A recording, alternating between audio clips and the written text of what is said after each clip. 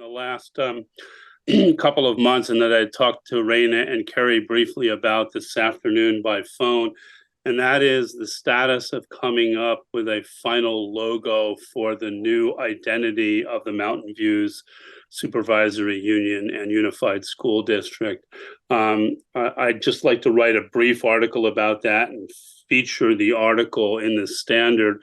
I understand from chatting with Raina and with Kerry that there are various iterations of the logo as to how it's going to appear in different contexts, such as on school letterheads and things like that. But I'm interested in just letting the public know about what the main logo is. And so I'm wondering when that might be able to be released. I'm going to pitch that over to Bob Crane to speak to that. I'm not quite sure I understand what you mean by released. Raina has them. She could send you copies of them.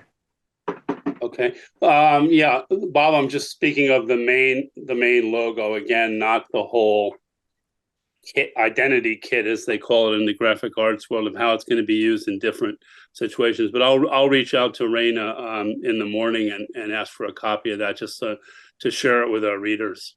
Yeah, the logo is pretty much the same.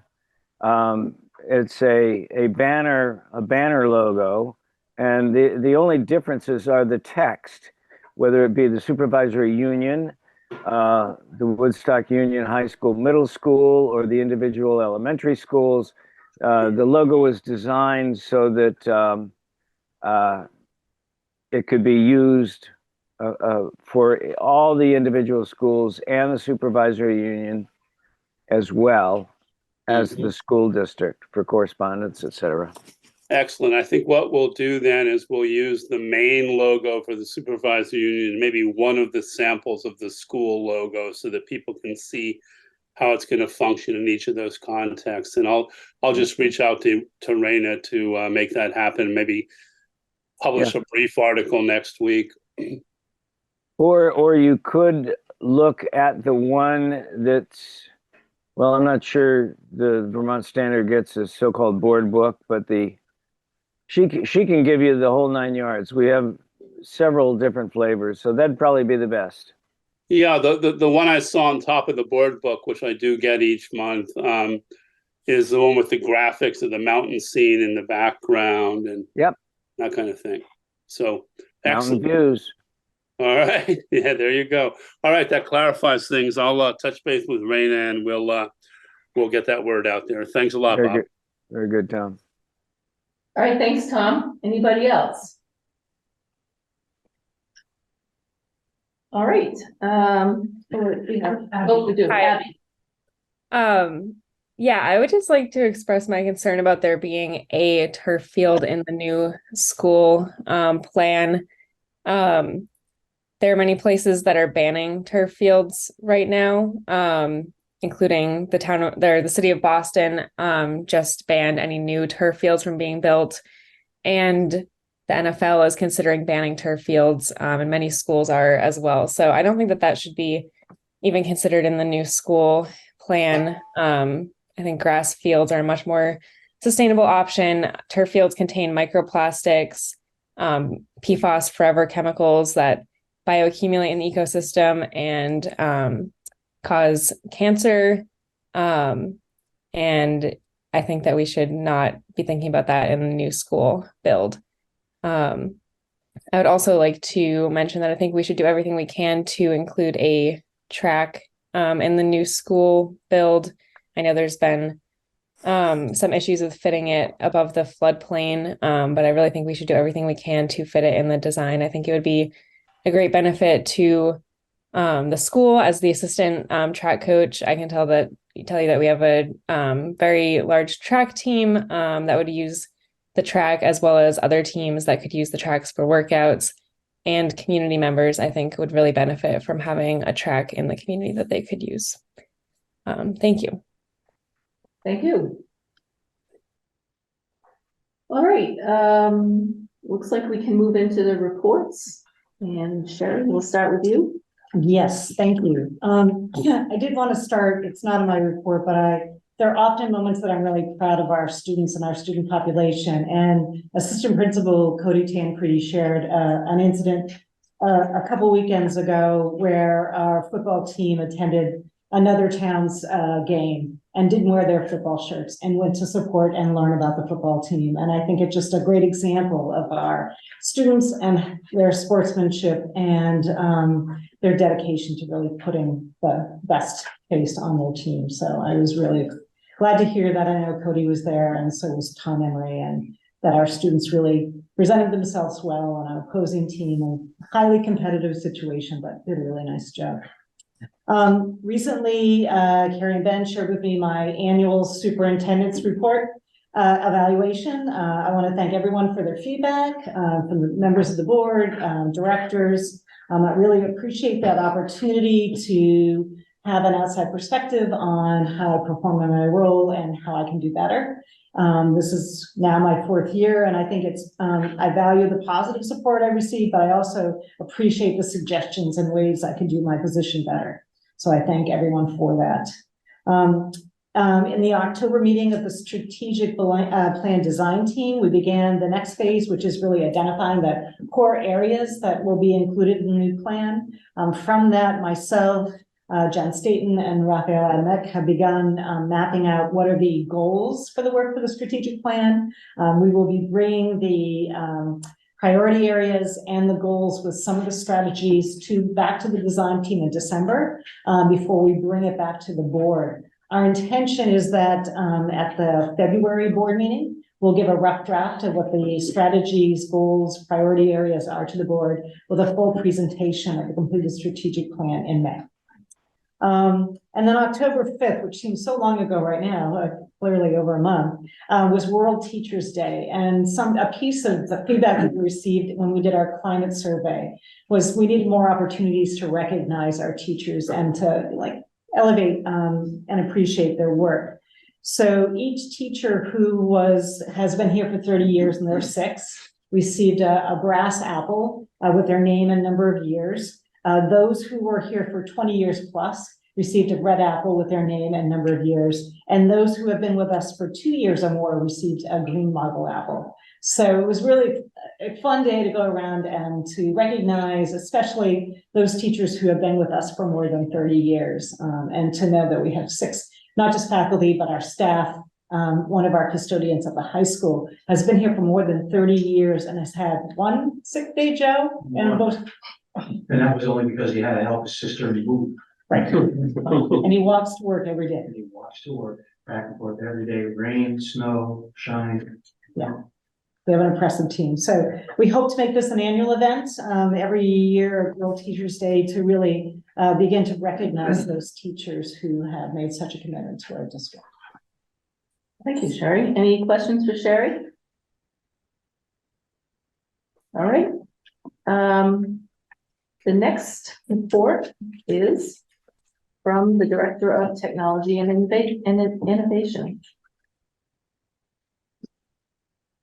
Good evening, everyone. 2 things I wanted to share with you tonight. So cybersecurity remains a big focus for our small tech team. So we've been attending a number of conferences and workshops. So Titus Percy and I went to a workshop that was put on by Google to show us some of the tools that are available within our suite of education workspace to be able to help improve our cybersecurity. And then the AOE and the Vermont National Guard sponsored an event that they hosted for half a day. And so we attended that. So we're taking a lot of this information and constantly thinking about how we can improve our cybersecurity posture.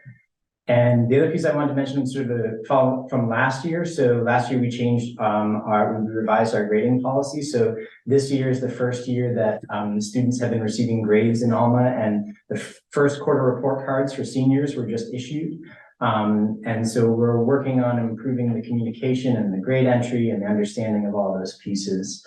But I just wanted to thank Sarah Cook and Garen Smale for their work and getting things up and running. Sarah did a lot of that work, and then Garen with a lot of the connections with how students and staff are understanding that work. Thank you. Any questions for Rad? will say it's been a pleasure looking at all of them, keeping track of my middle school's grades and stuff, so. It is definitely a great program, thank you. Great. All right, thank you. The Director of Student Support Services.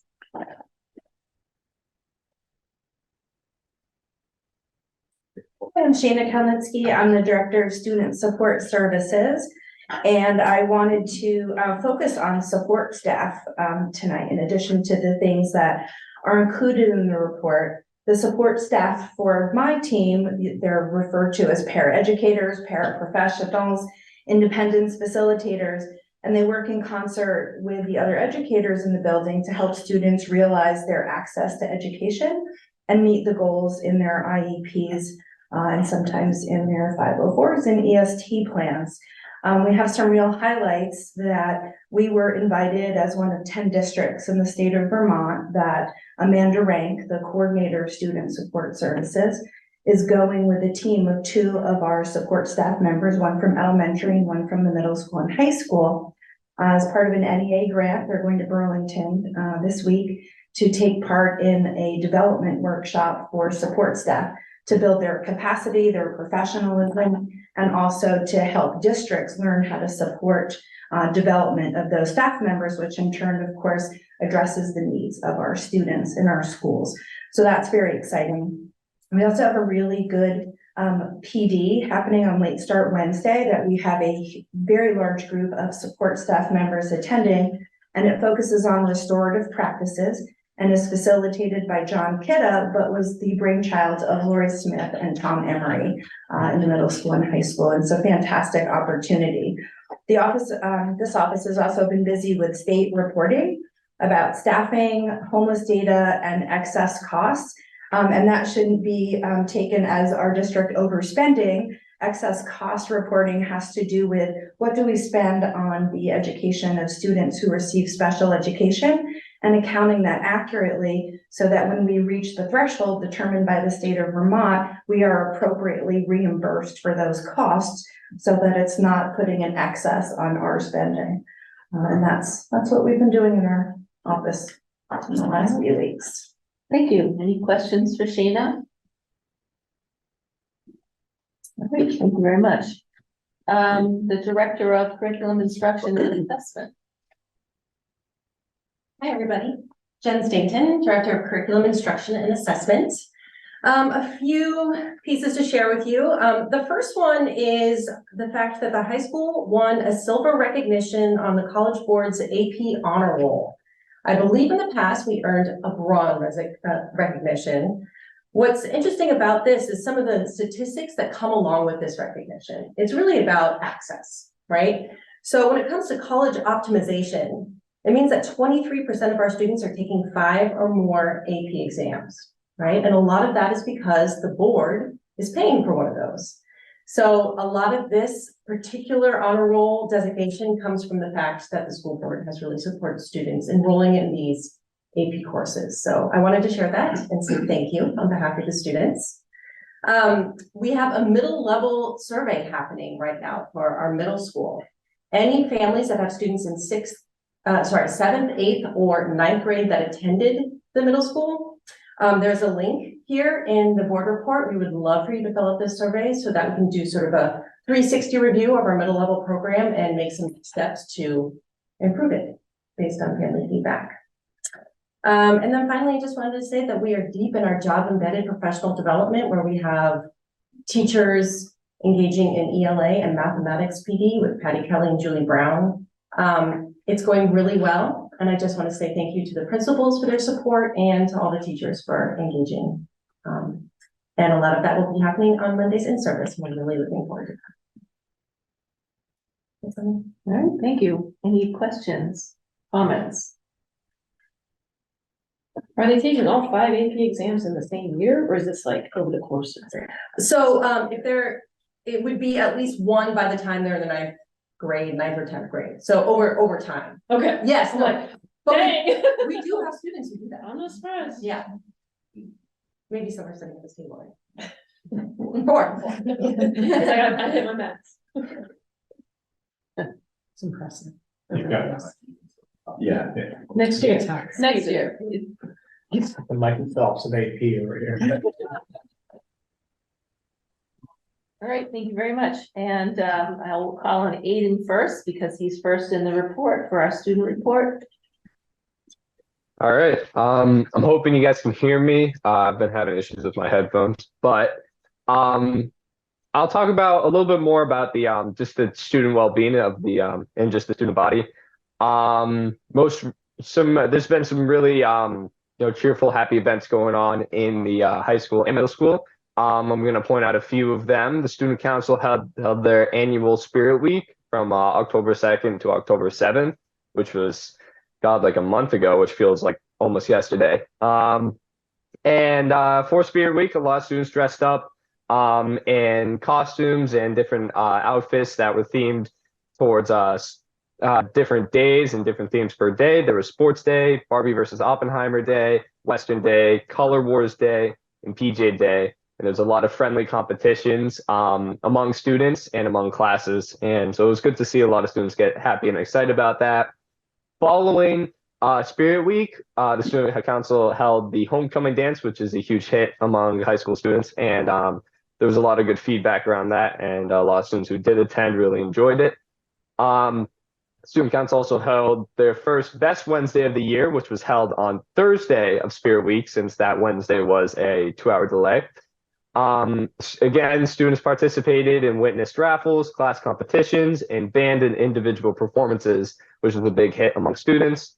Looking more on towards academics, sophomore and juniors took the PSAT, which was online for the first time this year, on Tuesday, October 17th and Wednesday, October 18th.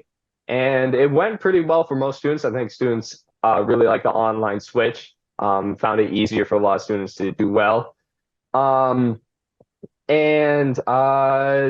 Moving towards like athletics, a lot of teams performed very well in the fall season, which has pretty much come to a close. We saw a lot of our teams perform really well in championships and senior nights and playoff games. And the varsity field hockey team made it to the championship, but unfortunately lost. And we are rooting for the varsity football team as they head to the state championship this Saturday. And also, we have a few cross-country runners who are heading to New England, so we wish them the best of luck. Thank you, Aiden. Any questions or comments for Aiden? All right, Owen, you are up.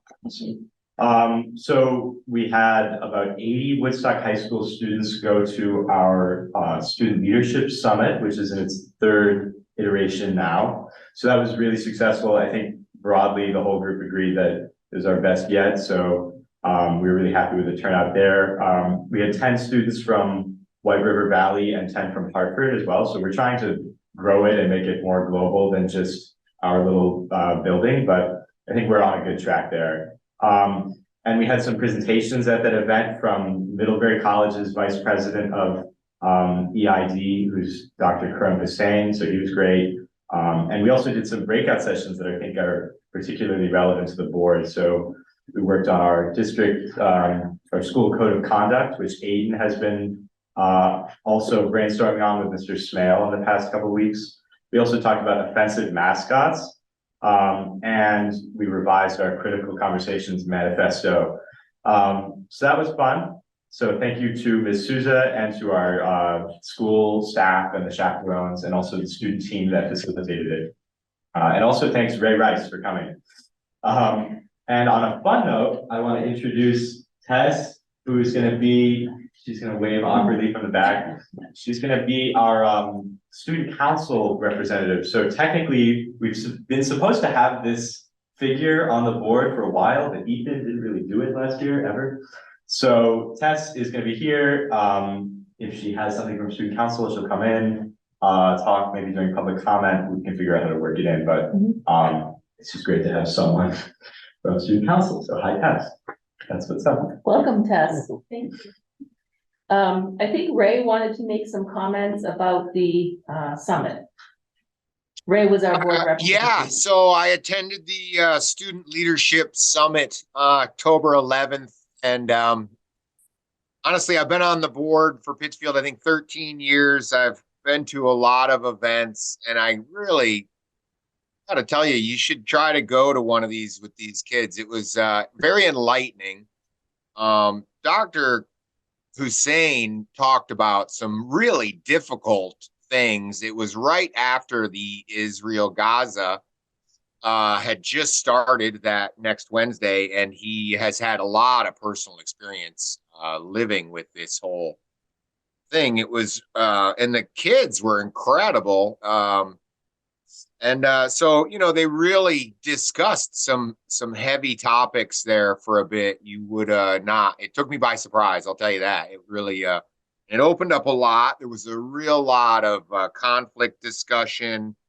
He's had a lot of things happen. He's a great teacher. I had lunch with him, and you know, from Middlebury.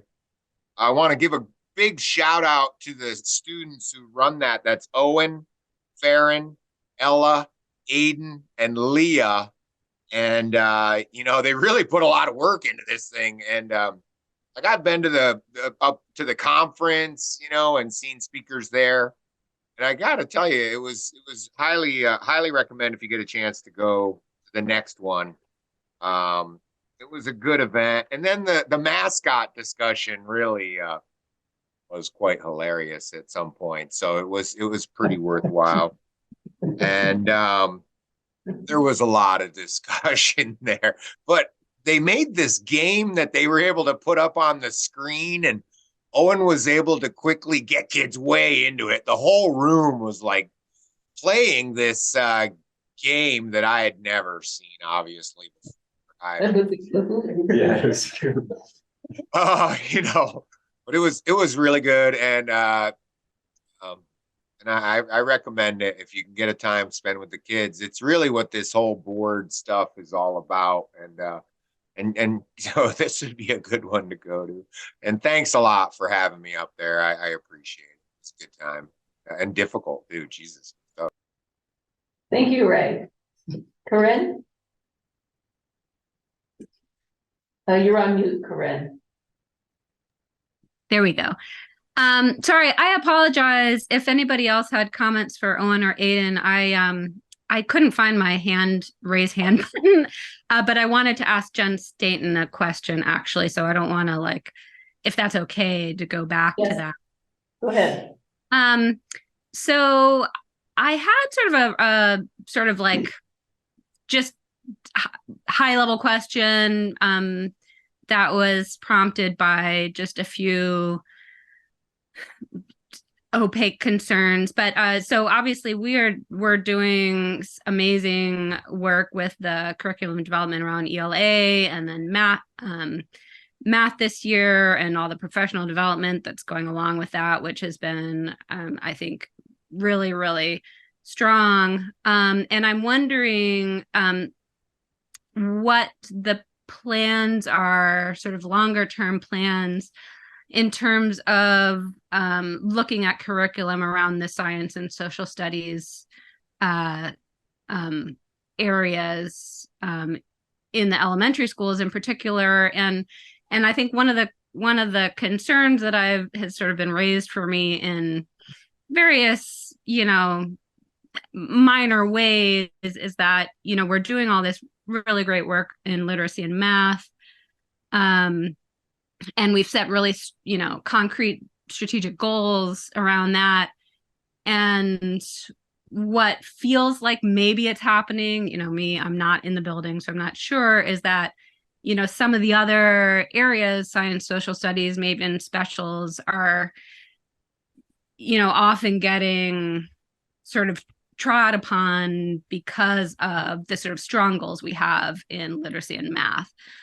So I wanted to just ask the question about, you know, again, sort of longer term, what is the thinking, you know, from your position on sort of developing curriculum, or you know, how science and social studies in particular sort of fit into that full framework for, you know, elementary schools, and then obviously leading into middle and high. But yeah, it's a very general question, but I thought it might be a good time to raise that. Yeah, thank you for asking the question, actually. I'll start by saying this. I'm very proud of our school district for prioritizing ELA and mathematics to the extent that it has. School districts are stretched very thin with demands for everything they have to be excellent in. And we have created a priority at this time in ELA and math, and we're putting a lot of time and resources into it. We have established a new schedule in our elementary schools that reflects that prioritization. And at this time, as we're figuring out how to make it all work, social studies and science are not having the same amount of time that they had in the past. However, we have the opportunity to become very strategic about how to do those well integrated with ELA and mathematics. So at this time, we're sort of in a growth period where we're figuring out how to do it all really well while still maintaining those high priorities of math and ELA. As a person that taught science for 20 years, it is certainly something that I feel is incredibly important. And I have conversations happening right now with elementary teachers who are reflecting that science is not happening the way it happened in the past. So we are figuring out how to make it all work. And meanwhile, our work is reflecting the district priorities. So it's not going away, but we need to figure out how to do it well. Thank you. Anyone wants to add anything to that? I think, and Corinne, again, good question. We are looking at, we've done some phenomenal work in terms of strategic planning for literacy, strategic planning for mathematics.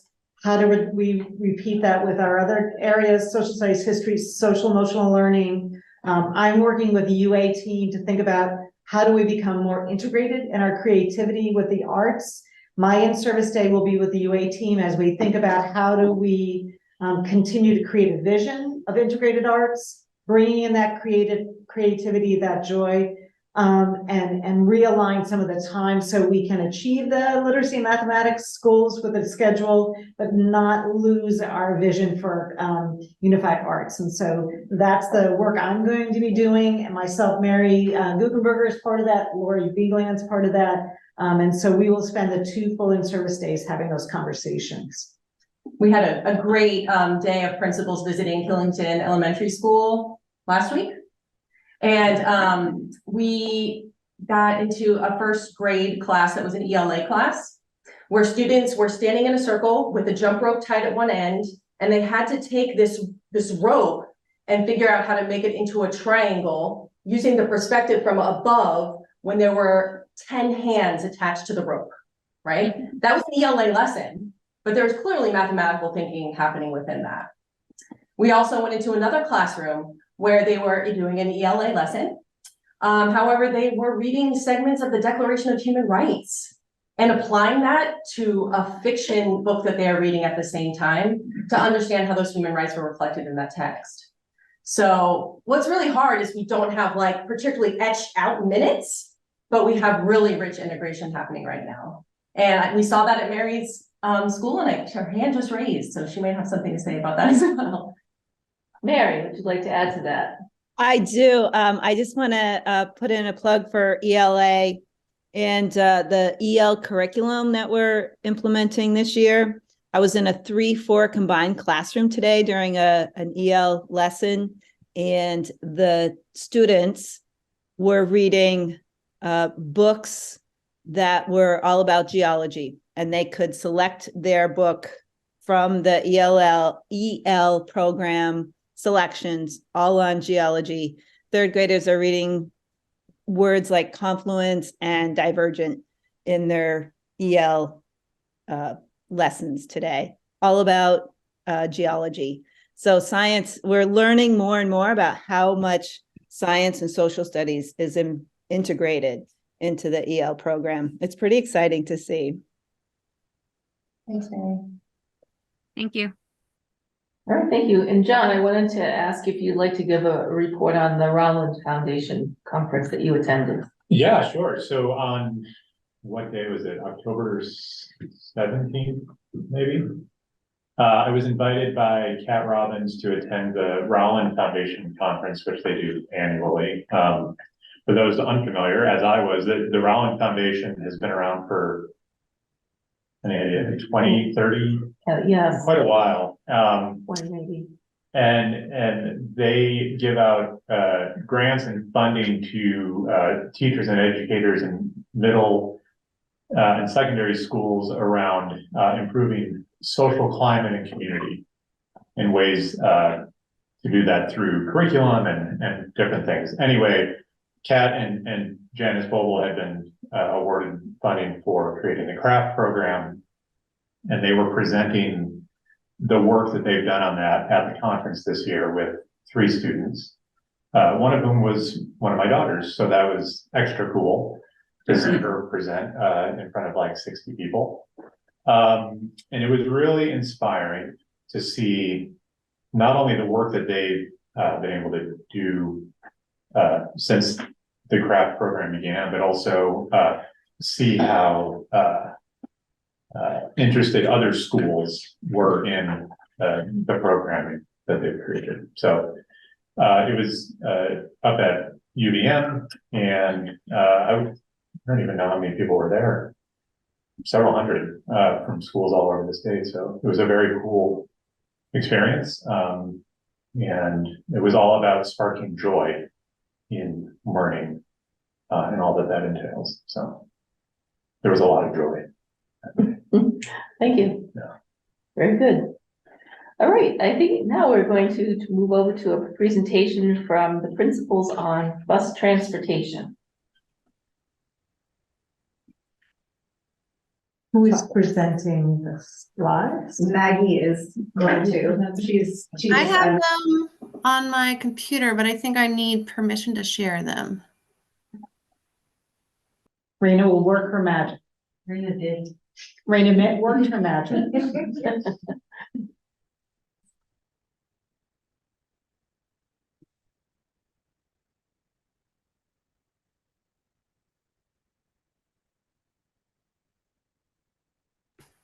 Okay. This is always let's see. Is it sharing it? I can't tell. Yes. Yes, but you are on your second slide, not your first. Pardon? We are on your second slide, not your first. Oh, okay. I see. This, I'm showing my, what is it called? Ludditeness. All right. I'm hoping all the other principals are going to chime in, and this isn't just going to be the Maggie Mills show, but we were asked by the board to give an update on transportation. So we just picked out some positives, some challenges, and some next steps with our bus transportation experience this fall in Mountain Views. Last year, the board adopted a clear procedure for adding stops and a criteria to go with that. And that has worked pretty smoothly this year to continue adding stops as needed. And as a result, there's been a faster turnaround from butlers when there are stops requested. We've had some really good instances of communication between butlers and the schools regarding student conduct on the bus. And at West, we are one of the main pivot points for when students are transferring from a Reading bus or a Barnard bus to a Prosper Valley bus or a high school bus or vice versa. And we've updated some things about how we do that at West to improve supervision and just sort of the smoothness of how those transitions happened. And that seems to be successful this fall. I don't know if any other principals want to chime in here, or I can just move forward.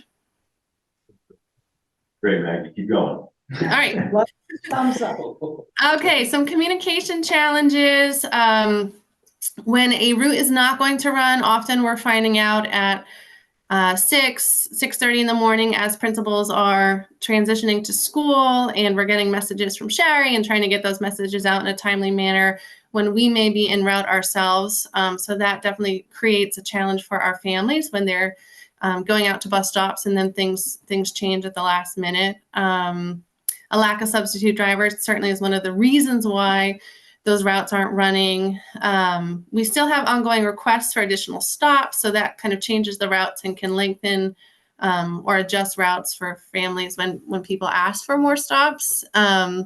several of the buses are quite full or at capacity, which creates a challenge when there's an increase in riders or a request for additional stops. And then the logistics when a bus is running late or canceled can be really cumbersome for schools and for families. If a route is running late, that can really impact children waiting out at bus stops unsupervised or students getting stranded. We've had times when students get stranded at West, for example, because a bus doesn't show up or a bus is running late and then they're waiting, just kind of stuck at a transition point. And that can be on the reverse too. Maybe they didn't know that a bus was canceled. They get to West and find out there's not going to be a bus to get them the rest of the way home. So that's a challenge sometimes. In the past month, it's been pretty quiet though. So some of those challenges may have resolved, but those were some of the early bumps we experienced this fall. If anyone wants to add, if not, I can move forward. Katie has her hand up. You're on mute, Katie. I think it's my first time. Which routes are at capacity or near capacity? I know in the morning, I can only speak for buses that come through Woodstock Elementary, but the morning Woodstock 3, Woodstock 2, and Barnard and Pomfret buses are all quite full. And some of those can be affected by the seasonal changes with sports teams too. When sports are added or when a season ends, sometimes the buses lighten up or they increase because the sports have ended.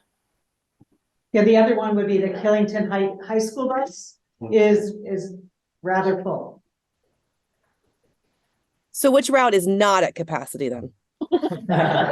Woodstock 1 is a bus I know of that has lighter ridership. That's sort of the local in-town Woodstock bus, and it serves Tassville and then goes on to Heartland. That one is one of the lighter buses. And then in the afternoon, Woodstock 2 tends to be a little bit lighter, but I know that it's more full when it's coming in the morning.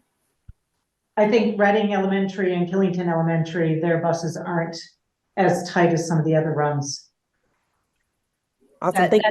That's correct for Killing. I think the Killington Elementary bus is more full at in the PM because some students go to the library at the end of the day. That's the only time it can get full, but in the morning, there's room. There's plenty of room. I would say our Pomfret and Barnard buses are quite full in the afternoon with students going to after school programs as well, either at the community campus or at artistry. I know at times there's students going to Saskadena for sports there as well. So we also have students who go to Prosper Valley for sports. So that's a Pomfret bus as well.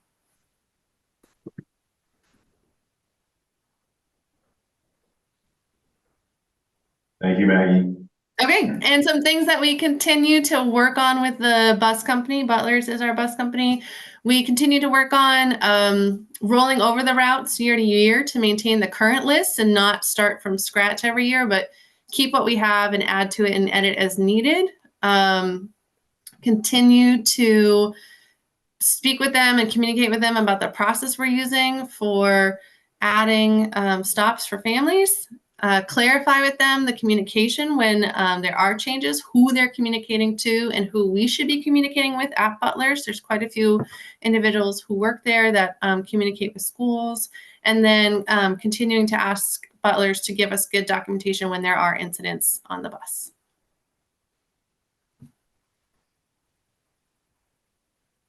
Adam has a question. Just remind me of what is the criteria for determining actual stops?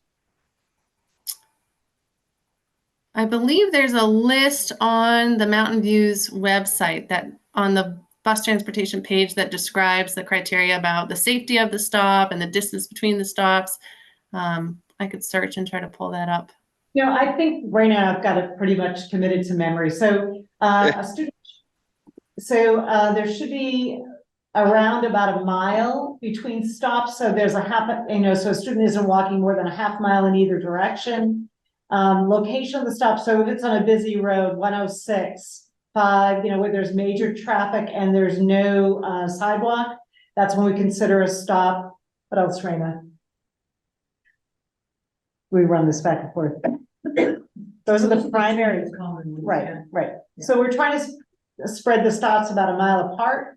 And we're trying to make sure that, that if a stop is requested that, and it's added, it's typically where it's lots of traffic that are passing and it's not safe to walk on the side of the road. All right, so at least a mile distance and lack of sidewalk or ability for a child to walk to the next stop. Correct. Okay. There's some other cases. I mean, Raina and I speak up, and I think we've, after our first year, this is our second year. I think families understand the priorities. We're not receiving the requests like we used to. But we're also, I mean, there are situations specific to a family and location that are taken under consideration. And we've had families advocate well, and we've supported that addition. Thanks. Corinne? I was curious, following on last spring when I feel like we heard about, parent concerns about lots of, incidents on buses and stuff like that. What you've heard this fall in terms of, sort of how the behaviors have been on the buses and how, the drivers or there's other ways of handling any things that have been going on the buses. Anybody here? Bus incidents in terms of students' presentation of behavior on buses, about the same as usual? Yeah, there's always issues on the bus, and 99% of them come to us from students or families, not from the drivers. It's good that they're watching the road. Yeah, we've worked with there were some concerns about whether bus drivers were trying to handle the situations, and we've really been clear with the bus company that we want to partner with drivers. If there's an incident, please inform us, keep us aware. We will address it as soon as we hear it. And based on the reports I see from principals and Alma, that's what's happening. As soon as there's a situation, students are interviewed, we speak with the bus driver, we ask for any video that might happen, and then address it as quickly as we can. I have my hand raised. Do y'all mind if I speak up? Go right ahead. That diversity hand always gets me in trouble. I can say from our experience, my son's been having some issues on the bus, and it sounds like middle school, high school students, and he's at Prosper Valley. It sounds like it's some students that are getting bussed in from other towns that is like the early pickup of I want to say Woodstock 3 that then picks up students in Reading. And it's been difficult because he doesn't know these students, so he doesn't have names that he can share with us to report. I can say that there was one specific incident that was held amazingly by Dr. Cinquemani, and it ended up going up to Mr. Tancredi as well. And I was really impressed at how that was handled. So I appreciate that. And also, yes, the bus struggles continue. Anybody else? Yes, Josh. So going on the fact that we're trying to drive up enrollment for the new school, and now we're seeing that we have problems with full buses. I'm just curious on how that's going to pan out. I mean, let's not make a bigger issue of we don't have enough buses to handle the students we have now. Well, Jim and I have had some conversations, if we are able to increase the number of kids coming from Stockbridge and Rochester area, that would allow, we've developed some ideas from other routes. So it's about $60,000 per every additional bus, right, Jim? 65 next year. Right. So that's 3 students. So for example, if we could add some students from those sending towns, we could then have a route that starts at Pittsfield, scoop up those students, come around, pick up the Barter students. So we've been planning for future if we have increases.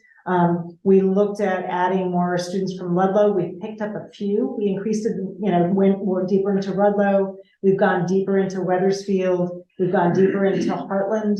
And so as we see increases, we're able to work with the bus company and add, but we're really looking at those trends. And they've been great in terms of here's some other ways to think about transportation to be as efficient as possible. But it's expensive, Jim. So this year we extended the route into Ludlow, which added about 4 or 5 miles on the trip, so not a big extension. We picked up 3 students. So that in and of itself paid for that extra time and everything. What time is the pickup in Ludlow in the morning? I'd have to look at the schedule. It's, all of our runs are under 45 minutes, but I don't know the exact start date of time of each one. But it did obviously adjust things. Gary, I think a little bit of my, my presentation about the budget, because I have added a bus to next year's budget. I don't know where that bus is going yet. I have ideas, and Sherry kind of talked a little bit about the idea we're talking about, but it may need to go somewhere else depending on, you know, what ridership looks like on some of the other bus routes. But right now, we're looking at going to the other side of Killington about 3 or 4 miles and picking up some students coming this way, pulling Pittsfield off the Killington run so it won't be so full. And as Sherry said, running it from Pittsfield through Stockbridge and out through Barnard and picking up students, which will lighten the Barnard Pomfret run, and it'll allow us to address some, if not all, their concerns that as far as overcrowding that Maggie brought to presented this evening. So yes, I've been working with Butler on this for 6 months. One of our board members suggested we do some of these creative things, and we're starting down that path. So it doesn't happen overnight, but we're getting there. Again, 3 more students essentially pays for the cost of the bus, 5 makes it comfortable. Yes, Ryan. I was just curious on the second our kids get onto the bus, and when they get off the bus, they're technically in school's protection or surveillance, or however you want to word it. So I'm just curious on how much the bus drivers are actually relaying incidences opposed to why the kids or the parents have to bring it to their attention. And I'm not saying shit about stuff about the bus drivers, because their job's hard enough, but if you got up to a 45-minute ride in any direction, is basically being unsupervised with various age groups of kids, and so many issues are happening. There's a lot of younger kids that are, whether it's directly or indirectly affected by older kid behavior and stuff like that. And I'm just curious on our plans to make these incidents less often, or how we're gonna win it down at all, or if we're just happy as a board saying buses are a bitch and this is where we're at. I mean, that's, sorry, my language is horrible. That's the best I got for you guys. Like, are we just happy with how many incidents there are on the bus? Or what is there that we can do moving forward to change it? Because if it's only 3 kids to make a route financially possible, can we add another bus to some of these overcrowded areas that maybe thins it out a little bit, makes it more significant? Add some tuition students to it if we can. Okay. Well, Aaron, you at the 5th, 6th grade, there's. Yeah, I mean, I can't answer the, bus driver's perspective or experience, but Ryan, when families and kids bring concerns to my attention, we look into them very thoroughly. I unfortunately, my experience is that the vast majority of issues that happen on the bus come to me from students or parents, not the driver. Once in a while they do.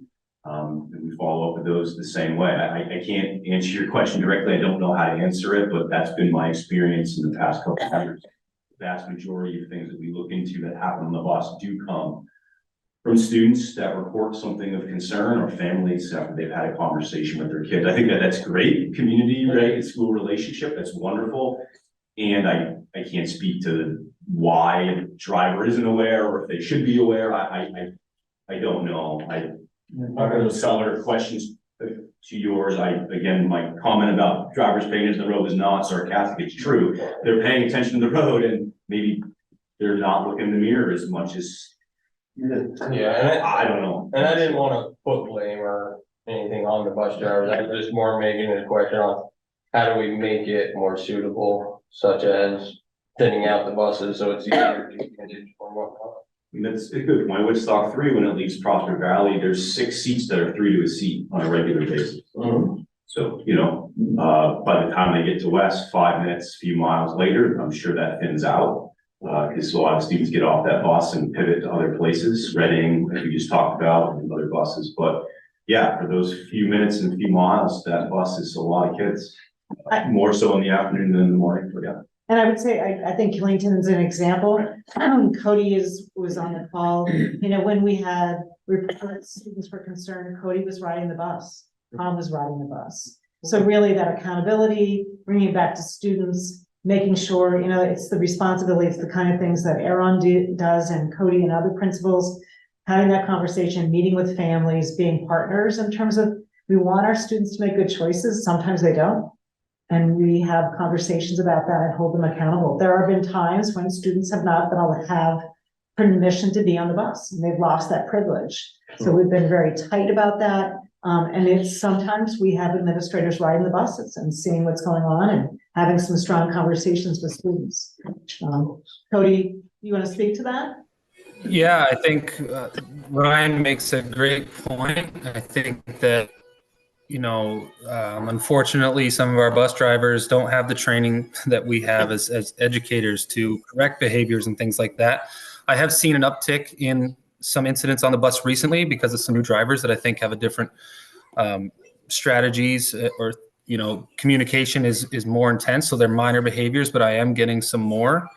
But like Aaron said, we're talking to drivers as kids get off the bus, and if we have to, we will get on the bus.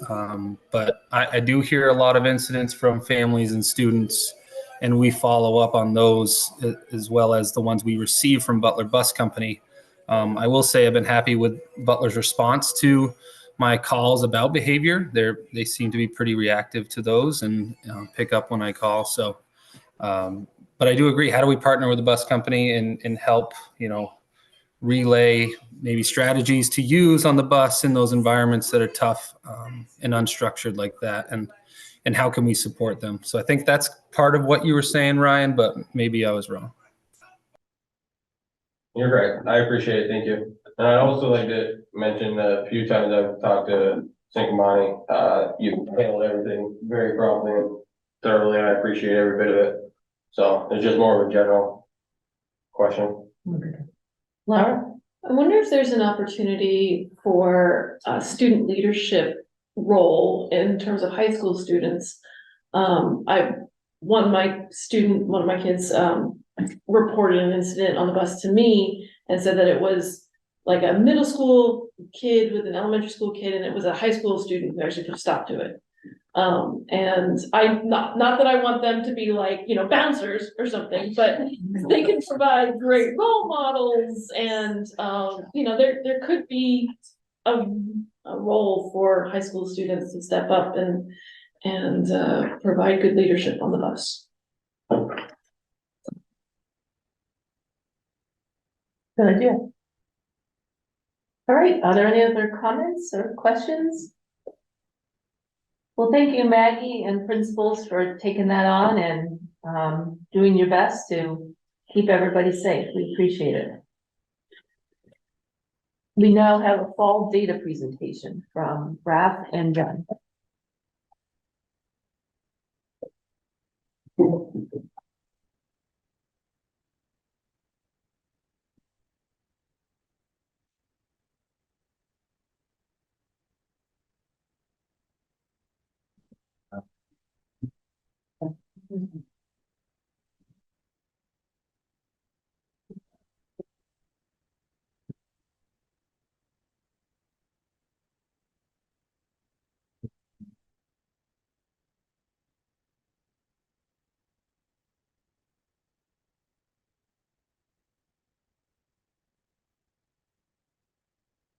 Or not.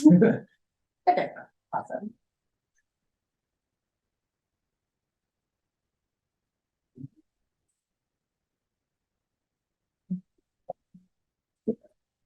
So Ralph and I are speaking about assessment in our district, and I thought that I'd start by just sharing the framework that we use for assessment and how to access it so you can see the kinds of assessments your students are taking. your children are taking. So this calendar, it's our assessment calendar that everyone follows, is on the SU website under curriculum instruction and assessment. It has by grade level, every single assessment and its purpose and the date range during which we give these assessments. You can click in any one of those and learn a little bit more about them. This is a very important document because we do have 3 testing windows throughout the course of the school year for benchmarking. But we have regular ongoing assessment as well for students that we want to learn a little bit more about so that we can better support them. And so each of these assessments give us local information that's very actionable by our teachers. Okay. We're also going to be talking about state level testing today, which is a little less actionable, but gives us some kind of information that we can work with and learn from. This is the stuff that we find really, really important. Ralph, if you could scroll up just a little bit, you can see the links here. Yes, you're like hovering it. Okay. Yeah. This is an example of the kinds of steps that we take once we give these assessments to our students. If you scroll down to page 3, this is an example in literacy, for example. Keep going forward. Our teachers have a flow chart of decision-making that they follow with these assessments based on how a student performs. So you can see that we begin with one particular benchmark. If it's working great for them, awesome. Here are some steps you can take. If not, here's another assessment you can dig into to find out a little bit more. What we're doing is we're trying to create a local assessment system that is so explicit and refined that we can get down to little micro details to be able to support literacy and mathematics with our students. So as we're sharing our data with you today, it is a big lump sum of data that's sort of expressing what's happening district-wide. But we wanted to share this document with you, number one, so you can see the assessments we're giving, the time frame during which we're getting them, but also just understand that they're very actionable pieces that we're working with on a regular basis. If you heard of your students accessing win time, what I need time, those groupings or the decisions made about what students are doing during that time comes from these local assessments. So they're very important in action. So with that. So what's an example of like a math assessment you give out? Like that, I guess that's where I struggle the hardest. I don't know what assessment you're giving. How do I know if I can do it? I'm gonna be like, I can't do it. I'm just saying. That's a great. I'm just saying, let's be honest. Absolutely. So And so that's the hardest part as a parent. Like you look at it, you're like, okay, so you gave a kid, a student an assessment. What does that mean? Yeah. I don't know what the assessment is. Like be polar, be open. Here's the assessment they took. Yeah, I highly recommend connecting with your child's teacher about that. They would happily talk you through the assessment. But I'll give you an example. Like I want to see the actual like test. That's what I'm saying. Like there should be no reason why I can look at the test and be like, oh, well, I can't do math that way anyway. So I like, for example, we had the pandemic. I can't do Common Core math. I don't know how it's taught. Like it makes no sense whatsoever. Coming from the 90s and 2000s when I learned math, I could do the math, I'd get the answer. I don't know how you teach it with the Common Core thing. So like, I guess that's what I'm saying. Like, how do I know what the assessment is to be able to help or guide? So my son does better in that assessment. Because it's not only the school that's gonna do it, because you're only gonna see him for a small chunk. So without the community engagement of the parents. Yeah, you bring up a really good point. We are working on, so can I first answer your question about what an assessment looks like? Yeah. And then I can talk about the community engagement because that is really important. You hit on a very important piece. So I'd say like Forefront is an example of a classroom-based or teacher to student-based assessment that we give. And that is an assessment that has math questions that a teacher asks child in an interview style and watches how they go about answering it. There isn't one particular method they have to use to answer it, but how they go about answering it gives lots of insights into how a student is ready to learn the math that needs to happen in the classroom. So it's a math readiness assessment. After that's given, you can meet with the teacher. I'm sure they give you information about how your student is done and what kinds of groups they're in, and they can tell you about what they're succeeding in and what they're not. And if that assessment didn't give them all the information they need, they have more that can dig into those aspects. Are they struggling with the number 12 and 20, for example? Are they switching around the tubes? So it gets really specific, and I can tell you, I don't think any teacher's trying to hide the assessment. So I highly recommend if you have questions about how a score came to be, that you connect with your child's teacher and they can help you understand that. And so what's really important to know about that is it is an interview style. So you have the student and the teacher and they're talking and watching how the student's answering it. So it gives lots of insights into how the mind's working mathematically. It's not like a computer-based test where they're selecting two and, you know, it's actually giving a lot of information and insight for that particular assessment. Though we have other ones as well that do other things. Community engagement. We do want to build out another, we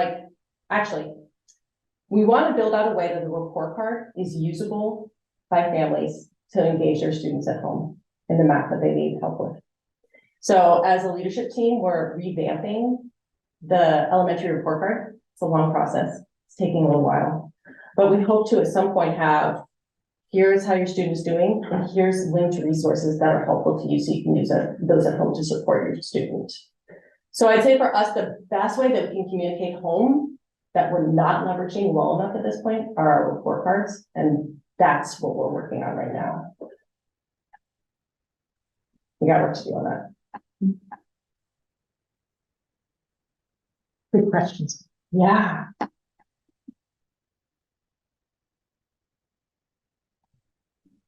I think that awkward silence after everyone reported.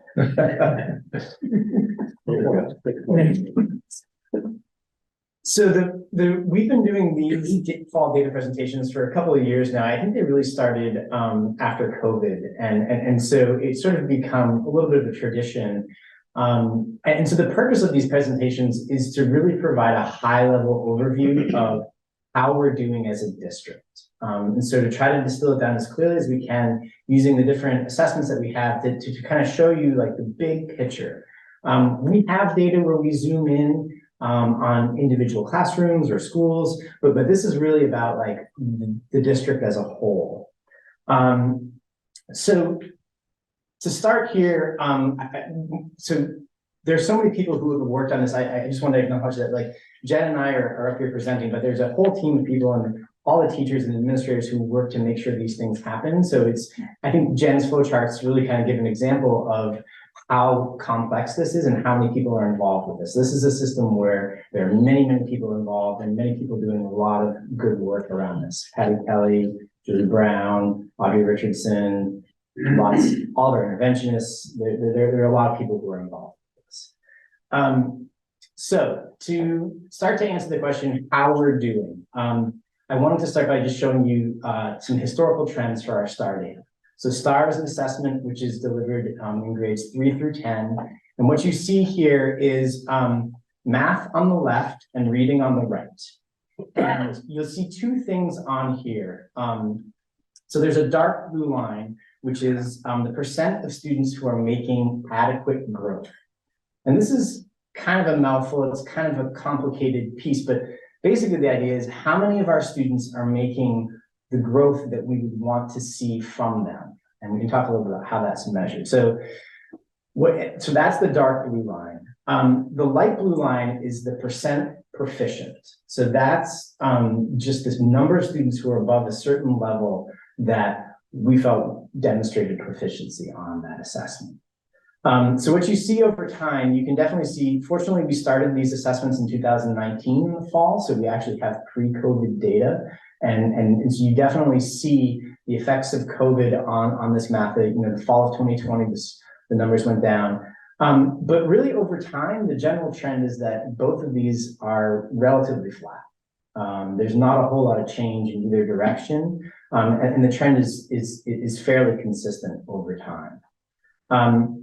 Reading, the same two colors, the same breakdown. You see the same sort of drop during COVID. You do see that the percent making adequate growth is starting to grow right now. This past fall was the highest that we ever had. So 61% of our students were making adequate growth, but the percent proficient has really stayed level over that time. Now, this is different groups of students every year, so it's not the same group of students all the time, so things are changing. But generally, these are our trend over time hasn't shown a whole lot of change. I'm going to move through these really quickly, and then we'll open up for questions, just so you can kind of ask, or you can, those of you who have computers, you can poke around yourselves, but and I can jump back to anything else. So just to show you a little bit about STAR Math. So this is again in grades 3 through 10. This is one assessment. One piece that we've built in here is that we have two different filters that we can use. So you can choose to look at male or female students, and then free reduced lunch status. So free reduced lunch status is a proxy for household income, and allows us to see how that may be impacting how students perform. So with these filters, you can see that the numbers will really change as you toggle them.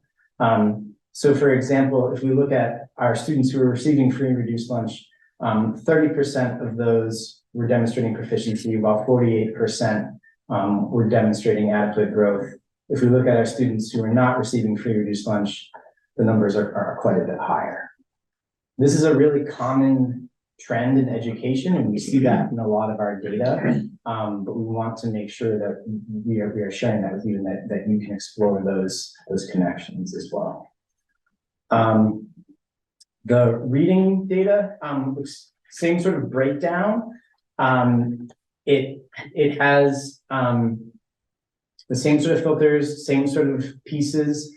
The one piece that I will note about our reading data is that the percent of students who are making adequate growth has been this is the highest that we've experienced since we've started this testing across all the different subgroups. So 61% for male students, 62% for female students. So overall, good growth in our reading, and starting to move in a really positive direction.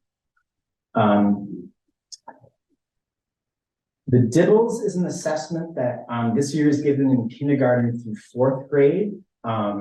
It's a reading assessment.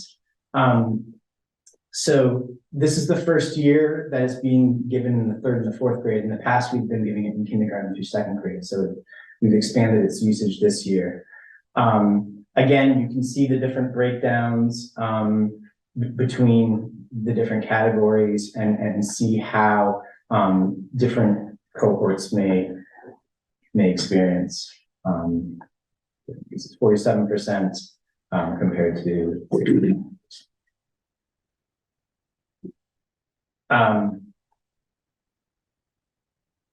Forefront is a math assessment that's given in kindergarten through 4th grade. Again, last year it was only given in kindergarten through 2nd grade, so it's the first year that's being given in 3rd and 4th grade. Patty Kelly, who's on the call today, can talk a lot more about what Forefront is actually measuring, but it's really focused in on numeracy. So it's really, as Patty described, like a readiness to learn math. So you may notice that some of these percent proficiency are much higher, and this is really showing, do students have that foundation, which then opens up other math concepts to them. And Patty can talk a lot more about that if you're interested. And the last piece, so you may remember last spring, the state of Vermont changed their assessment, their state mandated assessment from SBAC to they're called VTCAP or Cognia. And so these are our Cognia results. There's one other filter that I've added here because there's ELA, math, and science.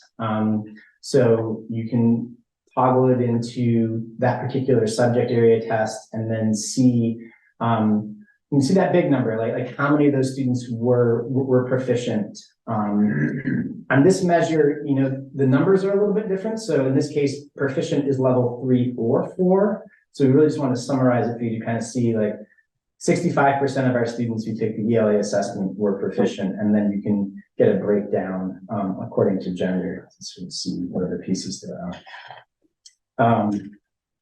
So I think the big takeaways are that the trends have remained pretty consistent over time.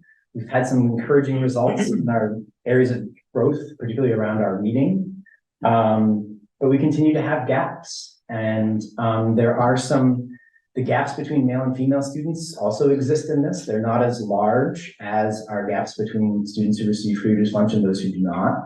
But they're present. And so we're constantly looking at this data, trying to understand and look at our systems and see how they can work to serve all students better.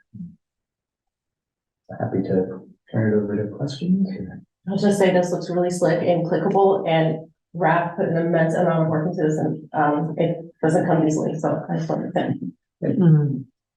Beth, I had a question from a school board member regarding the Cognia test as it referred to math, and this board member had heard that students did quite poorly in our district on math, and can you speak to that? Sort of and sort of not. It's really, this is the first time that Cognia has been administered in our state. And I think we're all kind of wrapping our heads around what's in a comparison? What do we expect? I think given what we see with our STAR data, it's not vastly different than our STAR data. So in many ways, we sort of know some of the areas that we're struggling in. But I think it'll take time to really see, are there significant differences? Certainly there are groups of students who struggled, and there are groups of students who did very well on Cognia. So I don't know of any sort of like generalizable trend at this point. Well, I'll direct that person to speak to one of you about it. Okay. It seems, I remember that there was a terrible rollout of Cognia and many glitches. I witnessed people where I work just about in tears for about a week over the technical problems and the late practice times and not getting things in time. So I don't even know how they can call that a valid test, but I'm not the AOE. Ben? Yeah, thanks guys. This is a lot of information. I guess, how does this align, or how do we make sense of what we're seeing here when we talk about, reading proficiency, the goals that we've set as a district, 90%? Are we seeing any, other than like the little movement on the, I guess, readiness to learn, or I guess, what was it? What do we, anything that is kind of insightful or actionable in terms of the goals we set there? I mean, I can take a stab at it, but I think, so a couple of things that I would say to that. I think if you look at our STAR assessments over time, we do see this trending up in, 61% of our students making adequate growth. My own personal theory is you're going to see growth before you see proficiency, right? Because you're going to want some students are quite a ways below proficiency, but they may be able to make good growth for a couple of years and they may be able to get there. So I think the growth is really encouraging. I think that when you look at our STAR reading data and even in different subgroups, you see the percentage of students who are making growth. Those numbers are the highest that they've been since we've been doing this. So that to me is encouraging. I don't know. Yeah, I'd say the same thing. And so we have some awesome goals for proficiency, and determining which assessment or a group of assessments we will use to determine if we've reached proficiency is an important part of our work that we're still working on. We don't want any one assessment to be the sole determinant of whether we've reached proficiency. But we also need to be able to have data that we can, make decisions and take action on, right? And so I guess we don't want that to be a moving target. If we said going into this thing that 68% of our third graders are, achieving reading proficiency, I don't know if that's accurate or not, but it's a number that I heard, and we'd like there to be 90%. Now I'm seeing numbers that are like 51% grades 3 through 10. I'm just trying to align this to the goals that we've set. Right, and remember that our pre-K 4 teachers trained last year. So this fall, really, they began to put some of these pieces in place. And we didn't have a curriculum that aligned with the letters training, and we're just beginning. I know Julie's on the call. Coaching, seeing the strategy, shifting curriculum. It's a lot of work. And I think Julie would agree, it's going to take 2 to 3 years before our scores really start responding. If you look at, this right, what's showing reading fall, third grade is probably the first time we're seeing the opportunities of the work that we changed. That group's going to move up through the time. Okay. So remember, letters training just finished last spring. And so they were beginning to bring instructional strategies back into their classrooms. This fall, is our new curriculum. And teachers are learning that curriculum. It's not crack open the book and here's chapter 4 and read. There's so many pieces to it. And that's why we're supporting all our teachers with how to use that curriculum with the Late Start Wednesdays. Right. It's a heavy lift. And I also just want to say, STAR can't be the only way we determine whether our students are proficient as well. We have to have that as one of at least 3 measures by which we figure out proficiency. Yeah. It puts too much stake and too much pressure on that No, one. and I get it, I guess, and you can probably hear the frustration in my voice. This is my 5th year on the board, and I know we've had COVID. It's just, it seems to be kind of the same picture every time we present data. It's like, there's a lot here, we're just getting going. We'll see next time, right? I'd like to see some actionable, kind of recommendations coming out of the data. Otherwise, we're just testing too much, right? Josh? So just so I'm clear, the BT caps, is that's standardized testing, like I'm gonna date myself here, the old bubble sheet that we did? Yeah, Just get an idea. it's online and it's what they call an adaptive assessment. So every student will get a question. If you get that question right, you'll get a little bit harder. If you get that question wrong, you'll get a little bit easier. There's some questions about how much it truly adapts, but that's the format. Is they're answering multiple choice questions, they're reading passages and then writing essays or writing responses. Okay. Are we able to see like where our district and our students have ranked among the rest of the state? If it's all a new rollout, like our other districts or schools implementing it better, getting better overall grades, or are we at least comparing students across the state from the same? Yeah, so as far as I know, the state of Vermont has not released that data yet. What they have done in the past is with SBAC, they would release the actual data and you would see exactly sort of for this group, you'd say 3rd grade math, how did you fit in with all the other schools across the state? And that was kind of helpful because it could help you show you sort of where you were in that mix, because sometimes you think, oh my gosh, we're really struggling. And then you say, oh, everyone in the state is really struggling on this assessment and they're much off. As far as I know, they haven't released that yet. I think they will. But the rollout has been super challenging and the AOE has not always delivered on the things that they have said that they will in the time frame that they have. Thank you. Who decides what score makes proficient? Is that the district? Is that the state? Is it done before the test is delivered? Is it done after the state gets all the data and like, oh, that sucks, so we're gonna write it down? It varies from assessment to assessment. I can talk to somebody, you may be able to talk to someone better than I can. I can talk to like, on the STAR assessment, we set the proficiency level internally ourselves. And we did that by taking a bunch of data and correlating at the time SBAC to STAR and saying, okay, at what level do students need to score on the STAR in order to be reasonably confident that they're going to be proficient? And so we set that bar really high. It's the 60th percentile on both STAR reading and STAR math. And when STAR was doing our setup, they were like, really, you want to use the 60th percentile? Because a lot of districts will try to make those numbers look a little bit better. We said, no, we really want to know how our students are going to do. And, we can take the bad, and we'd rather get the hard information and try to work to make it better. So that's how it works with that. But different assessments use different means. Cognia is different, forefront dibbles are different. So it really varies from assessment to assessment.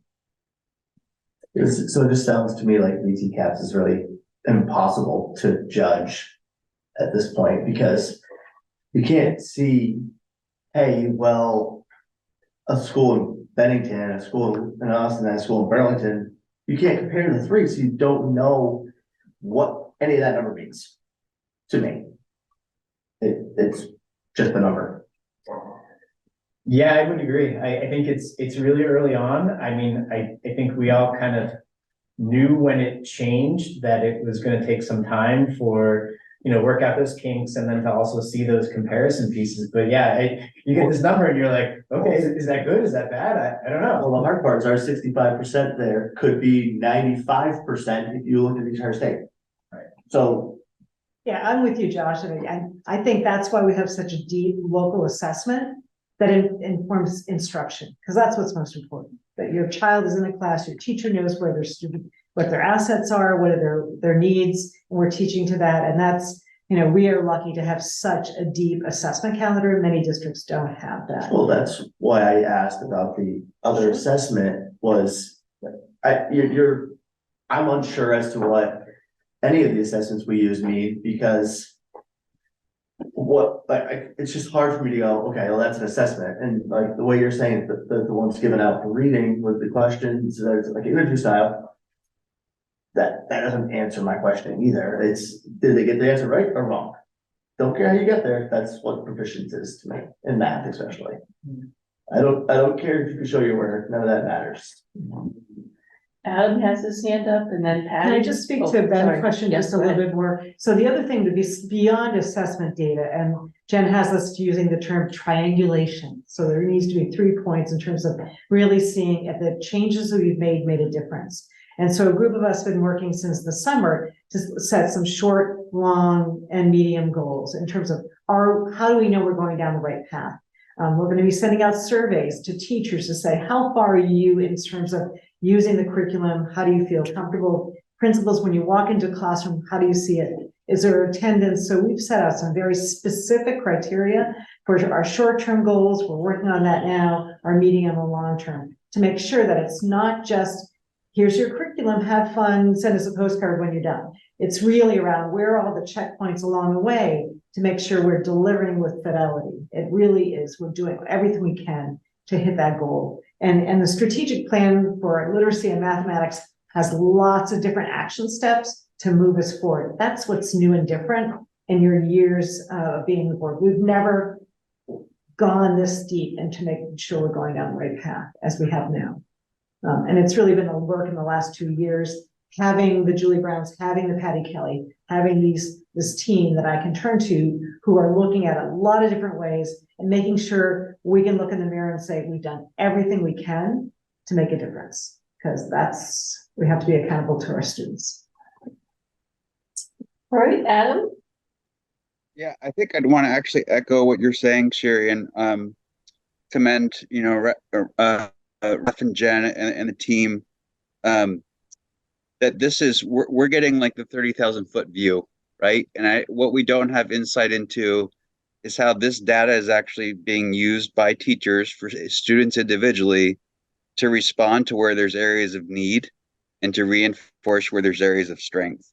So I can appreciate from a higher level or from a board level that, geez, like, well, this is just data after data, but what are we doing with it? But I think the reality is the modern day teacher has been trained to learn how to use data and synthesize that into the interventions that they have throughout the day.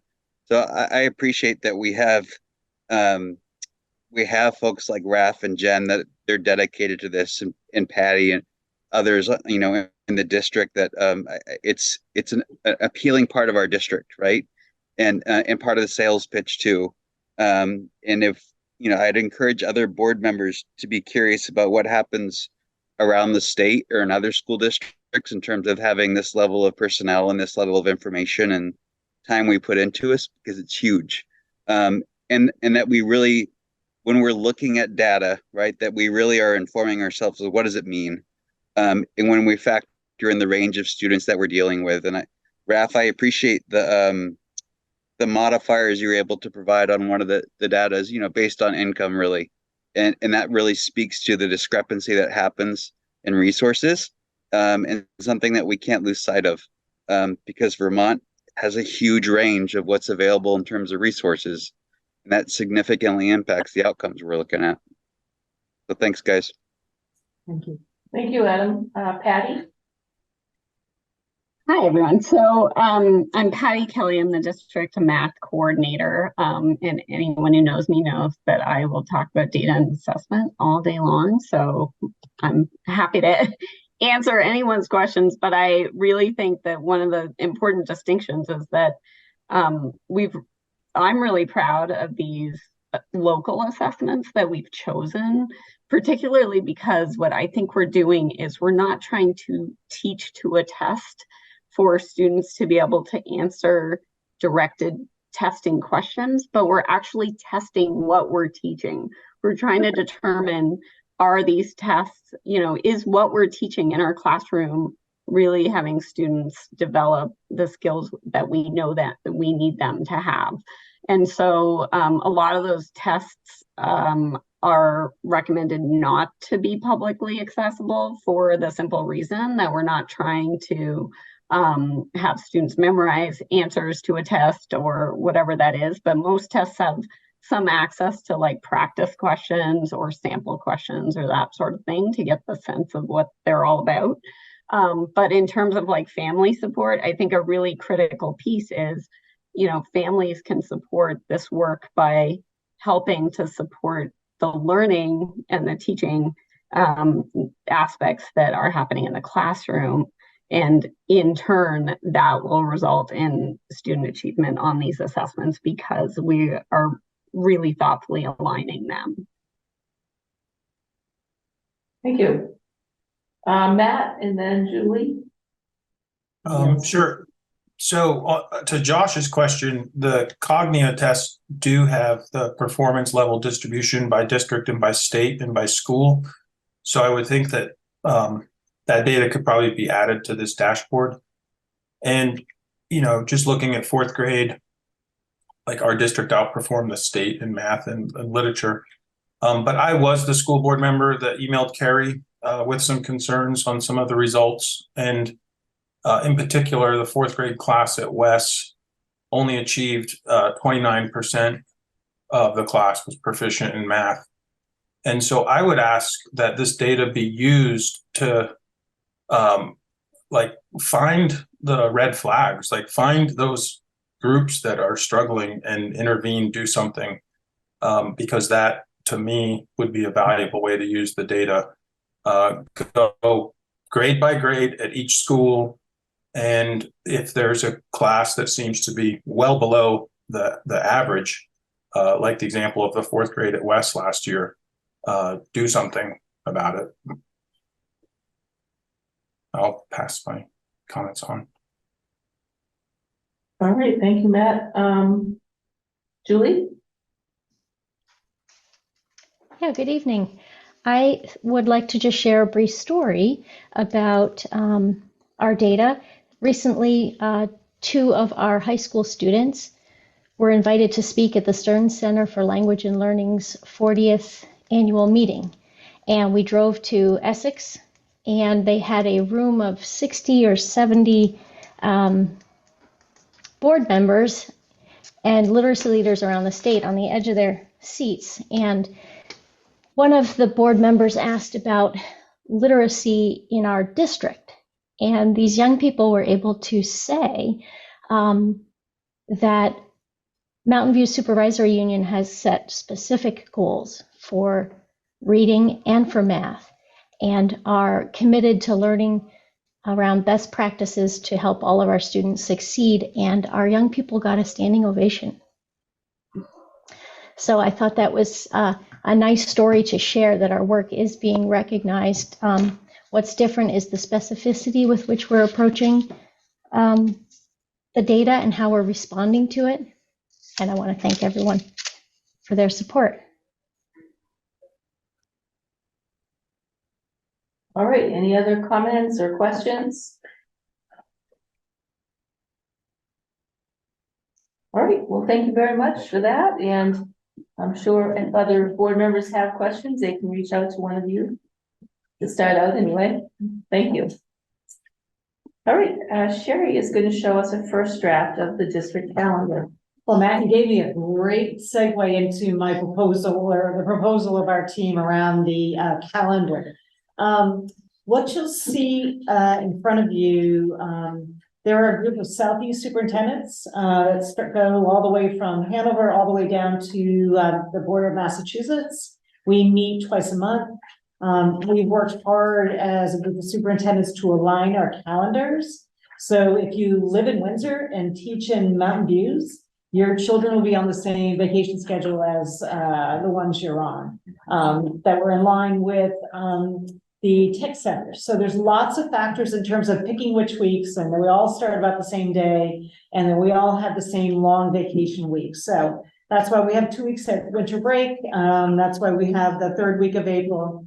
But what you'll see most noteworthy is that in the month of March, we have school every single day for the month. And in fact, we go from February vacation to April vacation, unless there's a snow day, and we know that's when time gets snow days, where we have 7 straight weeks of instruction. We're proposing in this calendar that we no longer take off town meeting day, and that we have both of our in-service days in the fall. Jen Staten brought to my attention, when do we most need to look at data, just as Matt was saying, as soon as we get it. So the hope is that, or the proposal is that we have our 2 full day in services, one in October, one in the beginning of November, when we get our fall data. So that teachers can sit down at that point in time and say, these are my students, these are their needs, these are their strengths. I don't need to reteach this. They have a handle on that, but here's where I really want to focus my instruction and really have time to dig deeply into those numbers and make sure that the assessment isn't just another test, but as an opportunity to really look at how we curb our instruction, direct our instruction around the information we receive from our fall testing. So that's the recommendation. I know for many educators, once April break vacation happens, we come into our spring assessment calendar, we start having field trips. So those 7 weeks in a row really are an important part of really making an emphasis. Whether you're in elementary school, middle school, or high school, really like to have that full time period. It also kind of between the winter break, 2 weeks off, we have 1 day off in January, we really have 1 day off in May. It really makes sure that when we return from winter break, we're really focused on that schedule. So that's the proposal. I spoke with, again, superintendents in the area. No other district has town meeting day off. So Hartford, Windsor Southeast, 2 Rivers, they've really gone away from having that Tuesday off. We still would allow teachers, just as we do in November elections, teachers can, go to the ballots before school. We make sure that they can leave right after school, so we don't have meetings if it's an election day or a town meeting vote day. So we make sure that educators and administrators have opportunity to go to vote. But we wanted to make a recommendation that we no longer take off that Monday and Tuesday and have both in service days in the fall. Again, maximize that data and the testing time we have. Real quick on that, sorry to interrupt. Sure. I, for one, for next year, I support this completely because in November, that gives my daughter opening weekend of rifle season, and that Monday and Tuesday, 4 days. I was thinking She's really excited for the first this year, or next year we'll pull them out, so. Yeah, I did consult my son who's a hunter, and I'm like, do you think? Try to please all. Yeah, it's for the students. Yeah. Absolutely. Adam, and then Corinne. I almost feel like I have to dissent because town meeting day, kids ski free at Mad River Glen. So this is a big step. It's all right. Sorry, Adam. You can make a family choice. That's up to you. Corinne. I was curious if you have heard any feedback or solicited any feedback from teachers around that particular, it's the town meeting day piece. I spoke with the principals and the leadership team, and they were supportive of that pivot. The teachers I've spoken with, they appreciate having 7 weeks before April break to really be able to focus instruction. It's and again, as a high school teacher, getting that momentum after February break and you have February break, you have 1 week of school, you have a 4-day weekend, and then we throw in a couple snow days, and it's really challenging. Okay. Anybody else? So Sherry, do you need us to vote to adopt it? I'd appreciate your support. Absolutely. Okay. Yes. Would somebody like to make a motion? I'll make a motion to adopt. Second. Okay, Brian and Ben. All in favor of adopting this calendar as presented, please say aye or raise your hand. Aye. All right, any opposed? Sorry, Adam. I think he abstained. All right, thank you. That is approved. All right, and now we're going to hear about the fiscal year 25 tuition rates. Jim and Ben.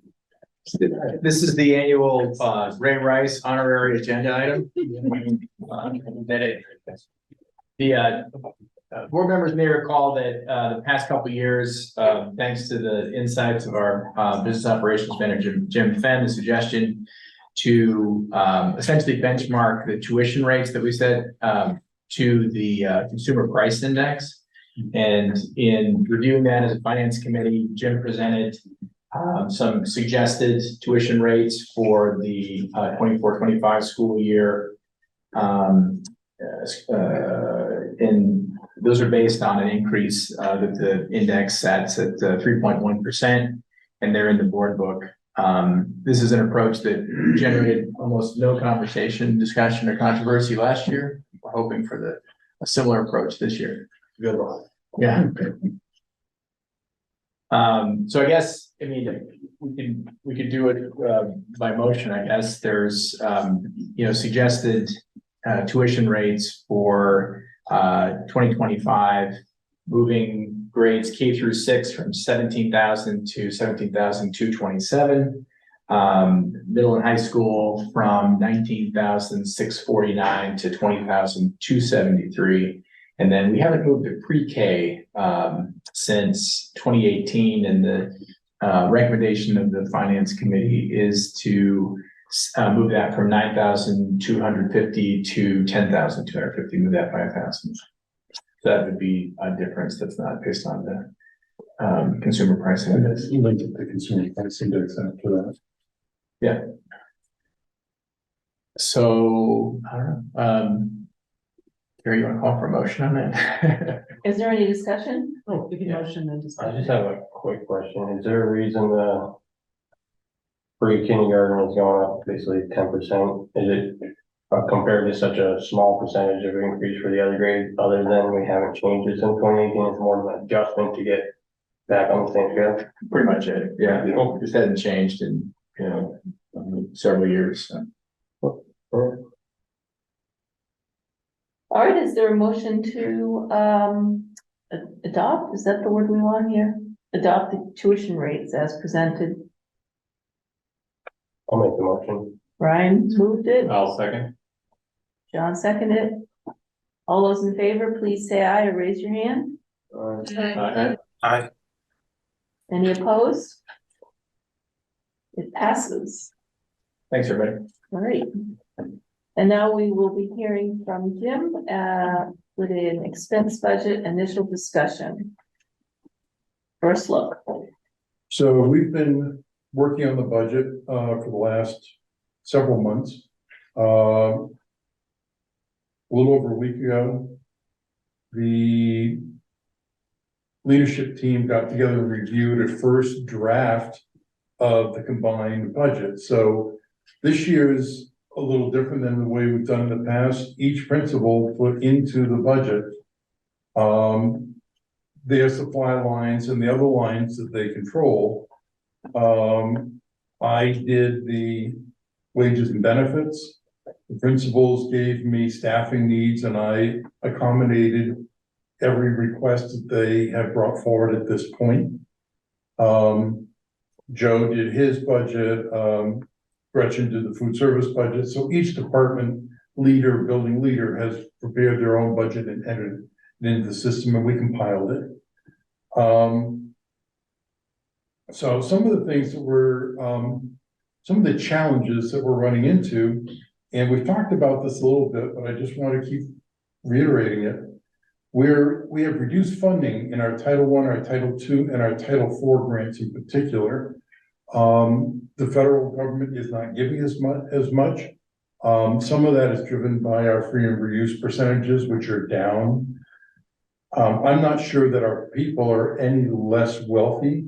I just think, or are more wealthy. I just think that with the not needing to complete the paperwork to get free meals, our families in need aren't doing the paperwork, so we don't have a good measure of poverty anymore by the standard that has been used forever. One of the things we noted, for instance, is that our students all of a sudden become almost 10% wealthier as a group when they enter the sixth grade or the seventh grade than they are in the sixth grade. Because our free and reduced count at the high school is about half what it is at the elementary schools. And I don't believe they're any wealthier. I just believe they're not doing the paperwork. Mom and dad aren't doing the paperwork. And so there's a flaw in the process. But in the meantime, we're dealing with this. What this is causing us to do is if we want to maintain the services at the levels that we've been running for several years, we need to move two full FTEs out of these grants and move them into the general fund budget. That's a $239,000 hit to the budget, local funds. One of the things that we had that was really wonderful last year is Prosper Valley got a local gift. The local gift funded 2 positions in this year's budget, but only funds one of them next year. Which means if we want to maintain that level of service at Prosper Valley, that we need to add $96,000 to the budget and move that position into the budget, the general fund budget. ESSER funds, and essentially at the end of this year, we were really good, unlike a lot of our neighboring communities, about not putting positions in ESSER. But we do have 2.3 positions that are in ESSER. 0.5 of that is half of the new assistant principal at West. That's how we were able to fund that position for this year. So part 0.5 of that was a response to a request from you last spring after the budget was adopted to figure out how to move forward with something.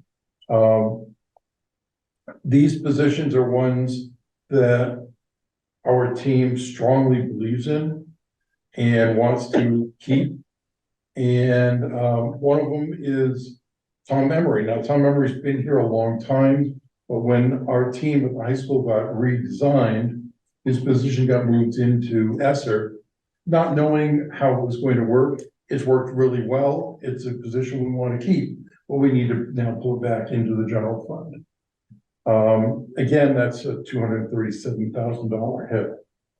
A couple of weeks ago, I sent out, I believe to all of you, I certainly sent it out to the finance committee, the announcement from the health insurance carrier that we are looking at a 16.4% increase in health insurance premiums. That's $735,000 to our budget. And we don't have a significant say in that. Your association, NEA, and the state all teamed together to negotiate this contract. It's negotiated at the state level for all districts in the state. So although we have some influence, we don't have any direct say in what happens there. And they also dictate percentages that we will pay and employees will pay. So we can't even go and try to negotiate a different cost share. Something that happened in the last year's legislature is that the state legislature adopted a new child care tax. And it didn't sound like a lot. It's 0.33%. So it's about 1/3 of 1% on us, and it's 0.1% on the individual employees. That 1/3 of 1% is $55,000. So that's a new expense for us.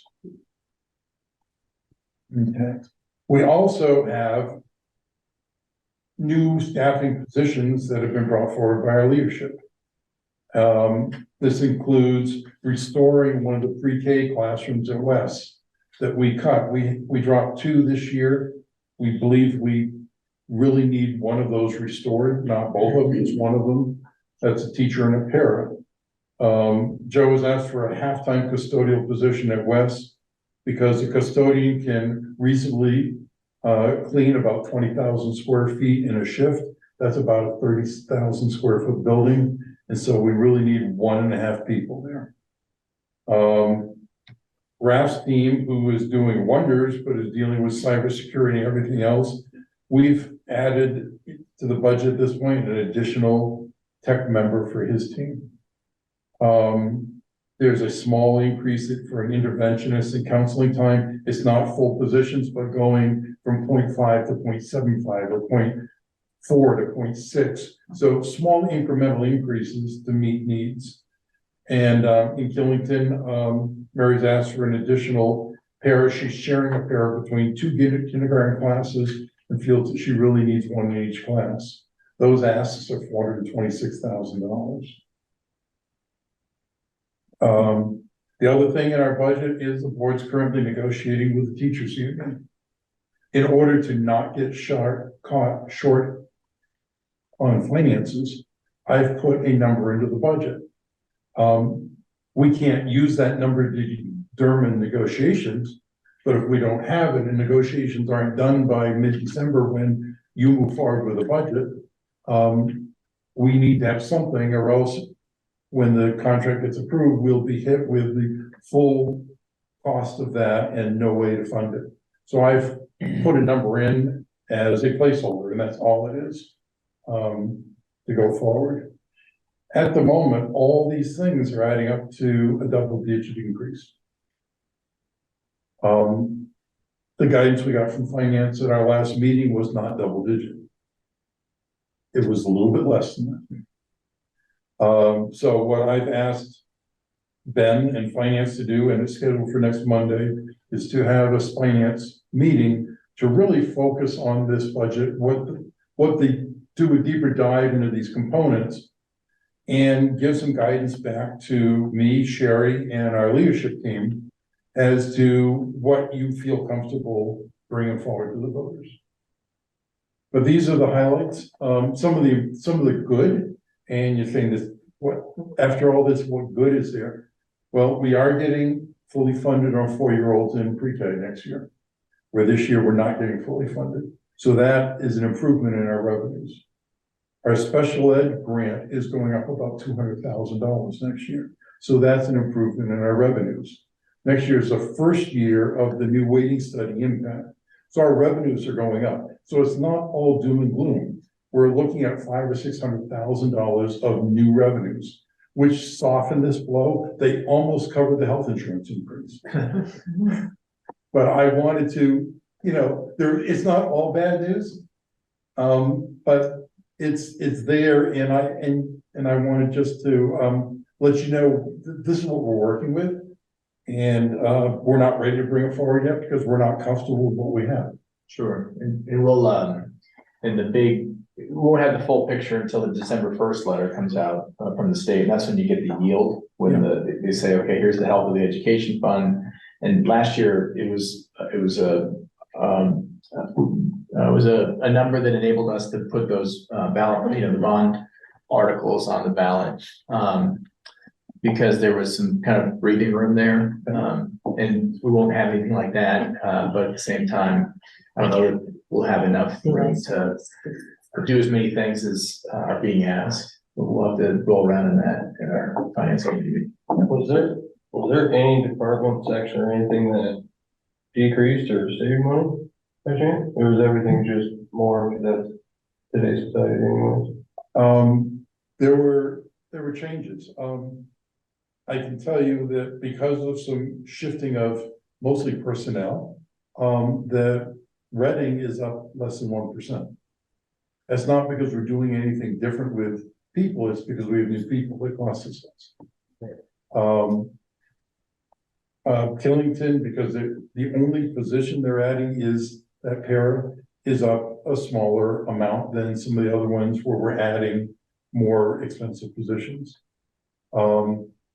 At the high school, it's a little misleading because we are moving towards taking the grounds department out of the high school and making it a district level department. So we've moved the 2 grounds people from the high school into the district level budget. So the district level budget is up 16%, the high school's up 7.5%. That's not true because when you put them together, it all comes to around 11 or 12%.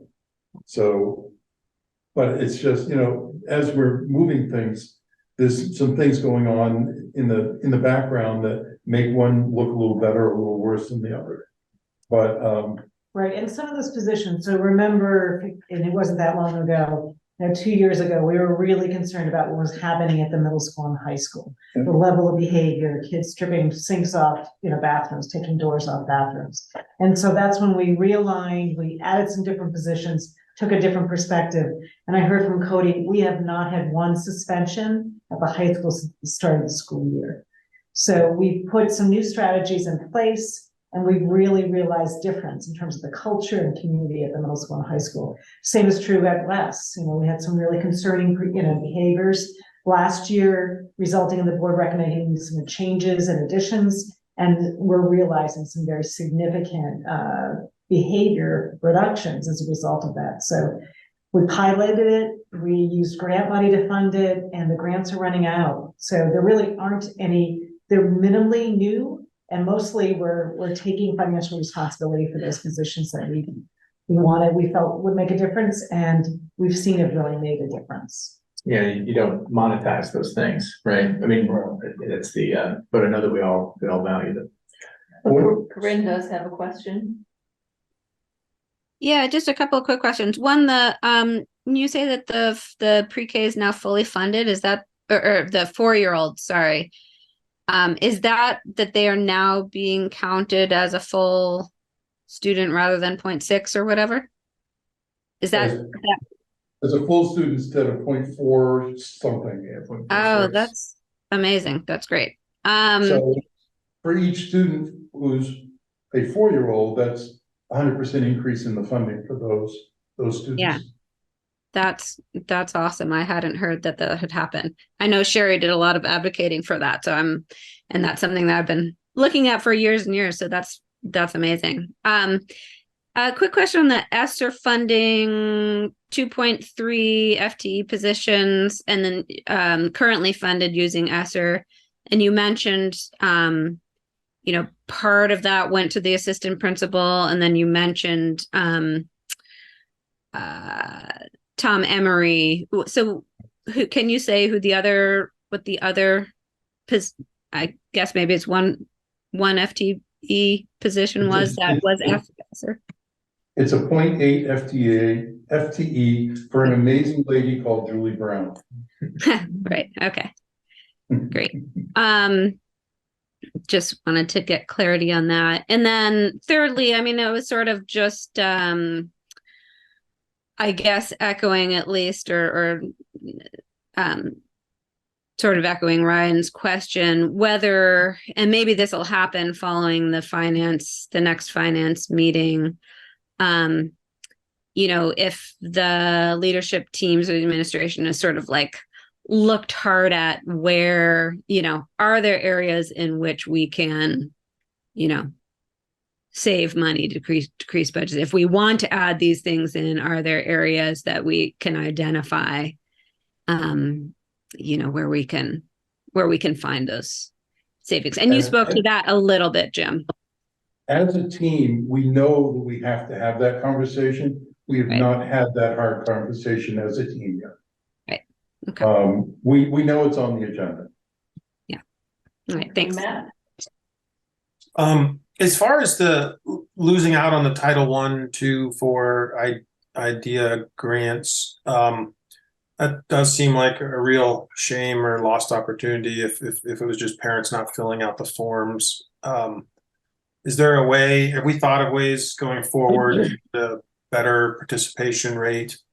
I know like the ALMA forms are a requirement, and your kid can't go on a field trip until all those ALMA forms are completed. So could those same forms be included in the ALMA forms? Do you get like better participation in ALMA? It's more complex than that. It's kind of a catch-22 because where we're feeding people for free, they don't need to do the It's even forms. more complex than that. Jen, do you want the algorithm for? Yeah, so they actually take into account census data. They don't look at how we collect free and reduced lunch data. So it's actually from a source that's beyond us. But our lack of free and reduced lunch data does have other impacts other than the title. But the state is also aware of that. and the state is shifting their way of determining poverty in schools, because you have another form you complete when you do your tax returns now. So Matt, and we've fought this before years ago. I think it's probably about 8 years ago. We went all the way to the state saying, and it was one of our towns, we just couldn't understand how they were calculating poverty rates. And it is a federal algorithm based on the census. And it doesn't change. It takes every 10 years, depending upon the census data. So we've tried to fight it in terms of how do they calculate it. It didn't represent the student population we felt. It didn't look at, it didn't represent free and reduced lunch in a way we understood our needs of our communities, but it's a federal, really, in terms of title, it's a federal algorithm based on the census. Is there a way to? Sorry. Go ahead. How does that explain that difference Jim was pointing to, that jump from elementary or middle school into high school and that shift? And that's strictly gathering information for the free and reduced. It doesn't address the algorithm that Sherry's talking about. Okay. I was just gonna ask if we as a district can do something as more of finding out through polls at our own school and whatnot, if the kids here are eating adequately or feel like they're not. Because if it's based off of federal program in their diagnosis of people's incomes, then I feel like there's gonna be a lot of in-between families that they're federally, they make enough to not need assistance, but on a day-to-day basis, they might not be sending their kids adequately to school with a lunch. And I know whatever discrepancy there is for kids that don't qualify, but we find out through whatever polls or questionnaires we send out aren't getting food. Is there a way we could set up a fund somewhere in the future to make sure that the kids in our district at least are all being fed that need to be fed? Currently, school lunch is free. Well, yeah, I should have known that. You're paying for it through your taxes. It's funded through the state. And during COVID, it was funded at the federal level, and now the state of Vermont has picked up that obligation.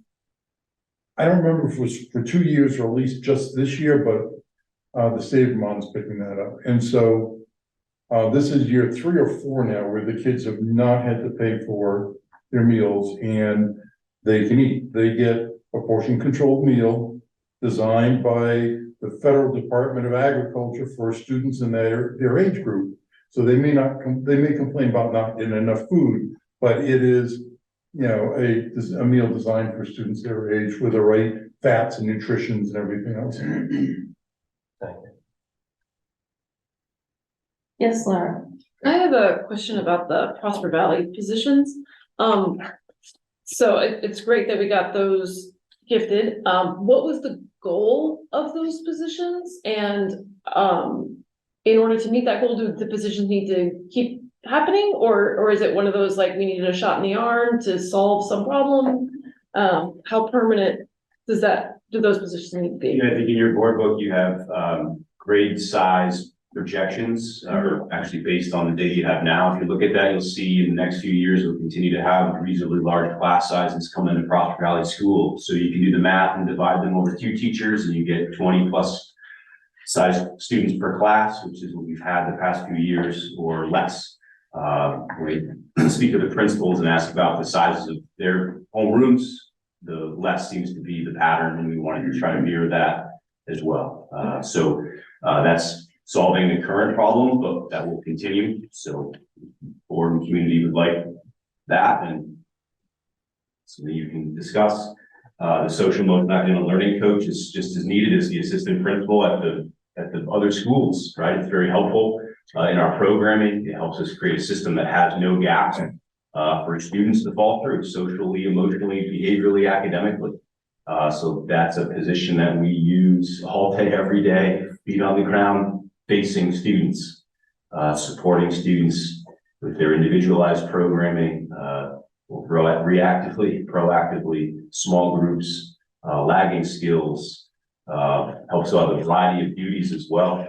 So we use general daily operations and continuity of service. So again, positions that as long as we've got 10, 11, and 12-year-olds in the building, I would say position that I would love to keep around. One of the things that I think is important, because I was asked for something I'm working on to give a list of all the newly created administrative positions over the last 3 years. I went all the way back to the year we merged and came forward. And in our current budget, we have the same exact number of administrators as we had in FY18. We have not added any in the bottom line. We've reallocated. In 2018, we had 3 administrators in the high school board. We now have 2. But we have the same exact number of administrators. So we haven't, the ups and downs and in betweens, the closing and opening of Prosper and all those other things, we have the same number of administrators. So things have changed, things have moved. We've done some reallocations, but we haven't actually added any administrative staff. And the positions, I think are smart positions. I was talking to a superintendent last Friday.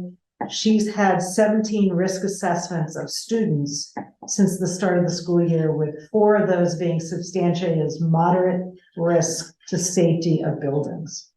So what we've done is we've offered programs and interventions right at the, I like to say upstream thinking. As soon as we see a student who's starting to struggle, as soon as we see behaviors beginning, having those conversations and not waiting until it becomes a threat assessment.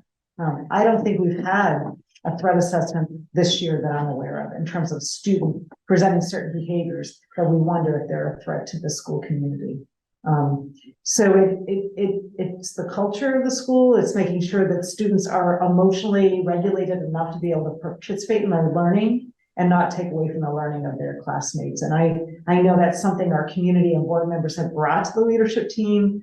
And what we're seeing is the kinds of positions, the way we're addressing student behavior is allowing us to have much more engaged students. Less, we're not seeing that inability to self-regulate that other schools are describing as happening.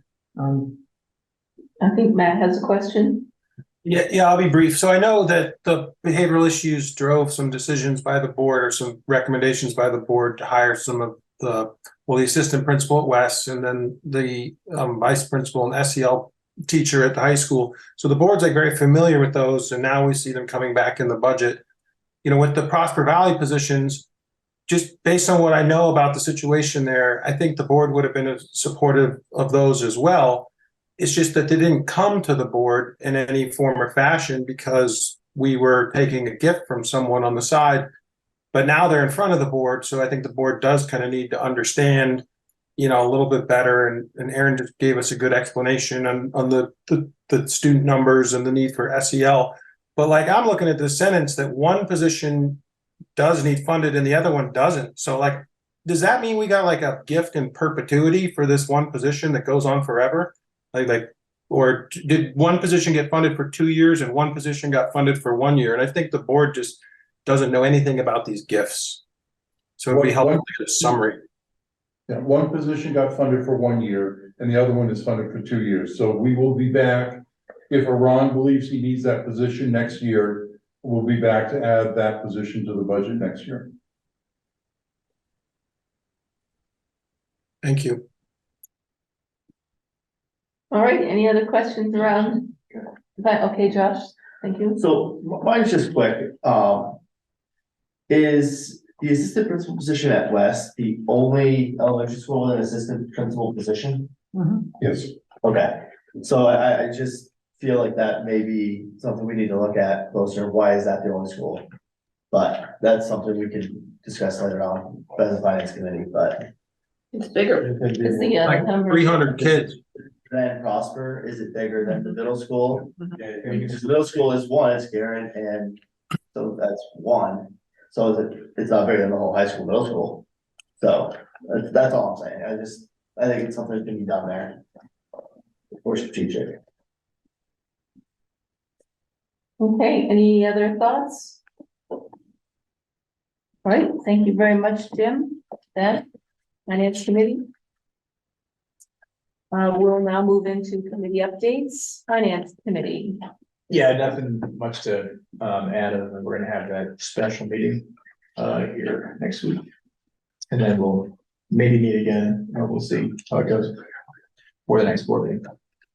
All right, thank you. Policy Committee. So not as busy as this all looks. We're going to try to do the second batch processing of this, all the second ones. So for second reading, we do have 3 that we've discussed before. The first is the F4 access control and visitor management, deals with maintaining safe environment, school campuses, the process of dealing with visitors. So looking for, this is second read. I want to like a motion to adopt it, to send it for adoption at the December meeting. So moved. Second. Ryan, thank you. I always just say your names to make sure Randy gets them when I remember. All right, are there any questions on or further discussion on the access control and visitor management policy? All those in favor of approving to send it to a adoption for next meeting, please say aye. Or raise your hand. Okay, second is C2, which is student drugs and alcohol. Again, we've discussed this before, just some updated terminology. This is actually part of the VSBA revisions. Also this is a second read, want to send it to the board for next month for adoption. All right, is there a motion to send it to adoption Next time. in December? So moved. John, thank you. There's a second? Ryan will second it. All right, thank you, Ryan. Any questions before we vote? Yeah, it looks like we made some updates to the THC marijuana. Was that based on discussion that we had at the board level last time? It was based on discussion, their suggestions, yeah. Just in terminology. I'm just trying to remember where we were trying to go. I thought there was something, that is, We were discussing the CBD drinks. oh, that's what it was, CBD, defined by state or federal regulation. There it is. That's right. Thank you. Okay, all those in favor of sending it for adoption in December, please say aye. Aye. Any opposed? All right, that moves Okay, forward. and third is C27, student distribution of literature. And again, we discussed this last time, to regulate non-school sponsored literature notices on bulletin boards, physical and electronic. So we are also trying to send it for adoption the next time. Is there a motion to send it for adoption in December? So moved. Thank you, Ben. Second? Second. Thank you, John. Any questions on that policy? Okay, all those in favor of sending it forward for adoption in December, please say aye or raise your hand. Aye. Any opposed?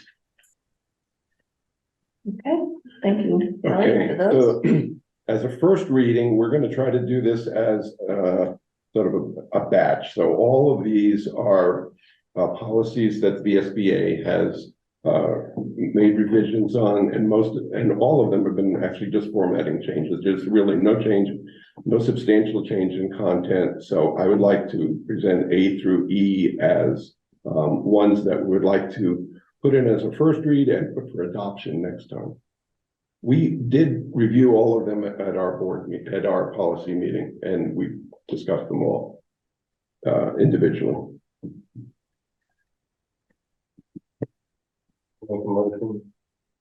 Second.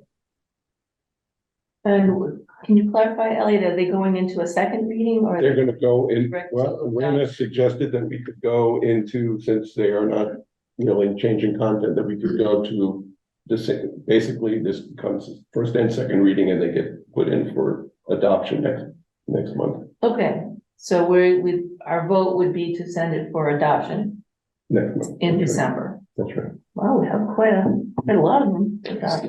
Is there a motion in favor of that? Second. Ryan has motioned it, then seconded, all in favor of sending this group through to adoption in December, please say aye or raise your hand. Aye. And I just want to thank everybody for cooperating with us. We have one more batch that's going to come next month. And then we should be back to discussing individual policies and getting into the meat of them. Okay. All right, Buildings and Ground Committee, do you have an update?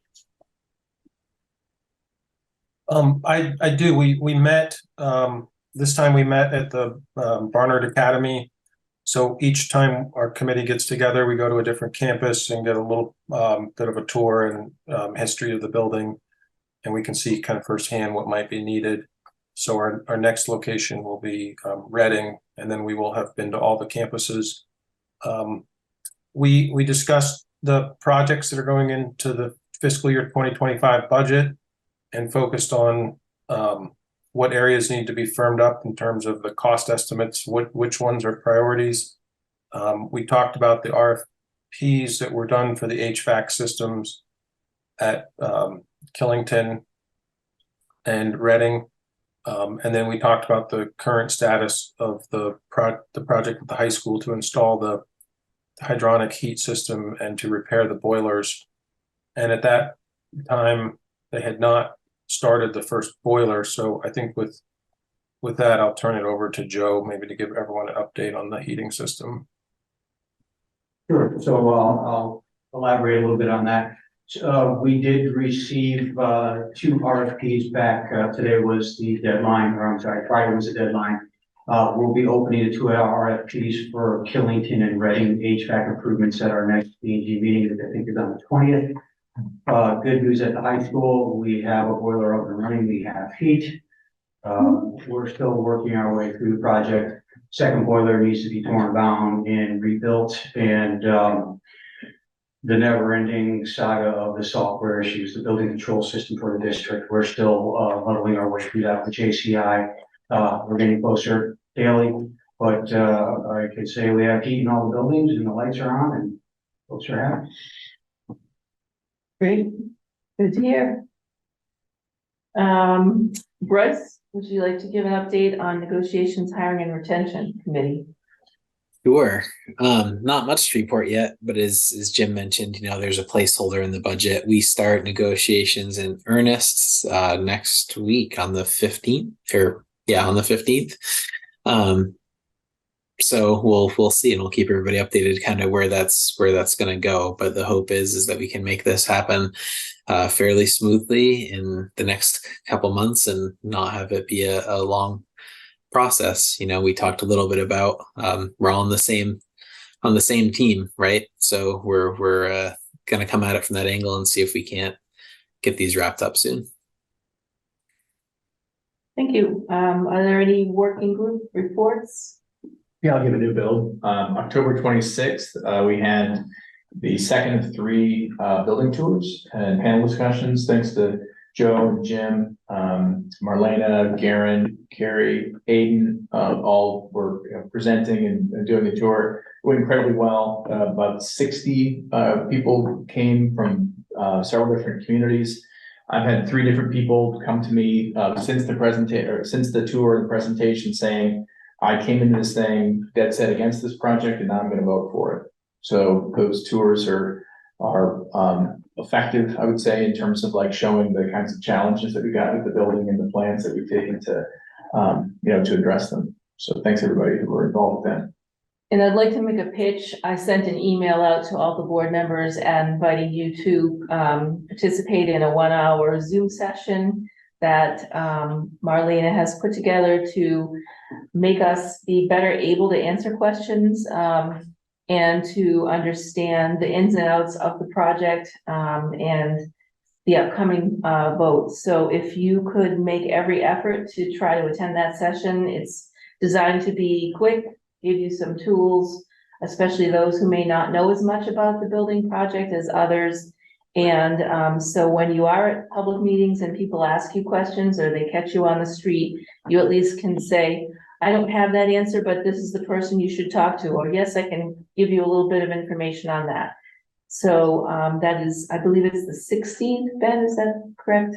That sounds right. From 7 to 8 at night, so, it's just 1 hour, and, this is going to be a very important time of year for us to all have some knowledge and be able to speak to the questions or point to the right people to get the answers to those questions.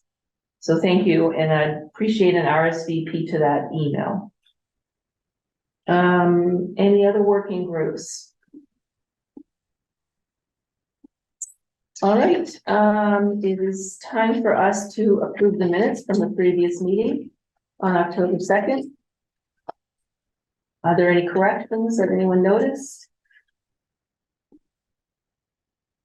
Is there a motion to accept the minutes? I'll make a motion to accept the minutes. Thank you, Josh. Any second? Second. Thank you, John. Anna seconded as well. Okay, all in favor, please say aye or raise your hand. Aye. Any opposed? Right. At this time, we have another opportunity for public comment. So if there's anyone from the public who would like to speak, please raise your hand and be recognized. Yes, Tess.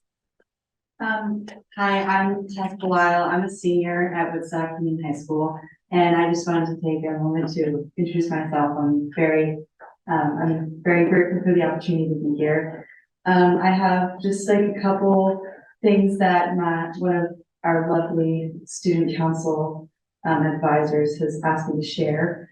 At the moment, we're trying to work on more student engagement within our student council. We recently had a really successful pep rally for our championship games, which we really appreciated.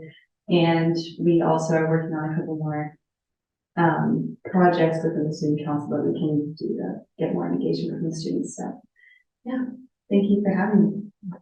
Well, thank you. Anybody else? Oh, Julie. Julie.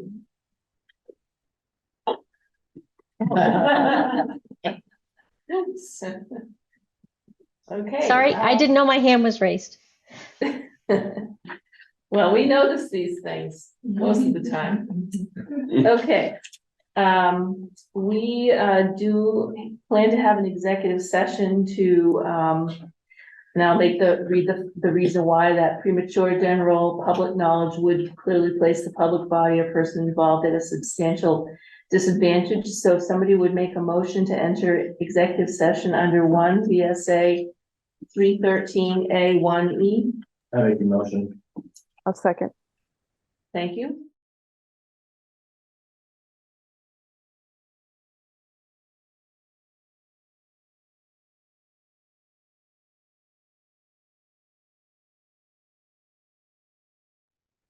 Okay, no action was taken in the executive session. We are now open for self-evaluation and recommendations for ourselves.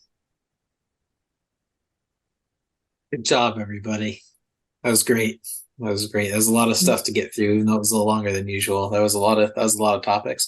I will just reiterate for real that even though they're not here, they'll see it in the recording maybe, that I think we're getting closer, even though we have a little ways to go. But unlike the reporting and stuff that Jen and Raf are speaking to, and I at least like to hear about the educational stuff, even if we still have a ways to go. But it's nice to have that infused in the conversation instead of just the finance and policy stuff all the time. I agree, and I appreciate the opportunities to, ask some questions and, just sort of raise things to think about as a board and have a little conversation at the board level about all this stuff. So it's been helpful for me. Well, thank you for the folks who keep proposing topics to be brought to us, because that's how some of these presentations are getting at the board level. A specific request is made or an email is sent, and then we can take that and put that on the agenda for the next meeting or 2 meetings down the road, depending on how packed the agenda is. So if you have anyone has any other topics that they think the board would be good to hear, please feel free to keep feeding them to us. Well, I appreciated Ray's enthusiasm. I like the way he approached his thoughts about what he saw and participated in, and I just like the general enthusiasm Ray brings to the board. Me too. Thanks. That's really nice. I appreciate you all. While he's sitting on the beach.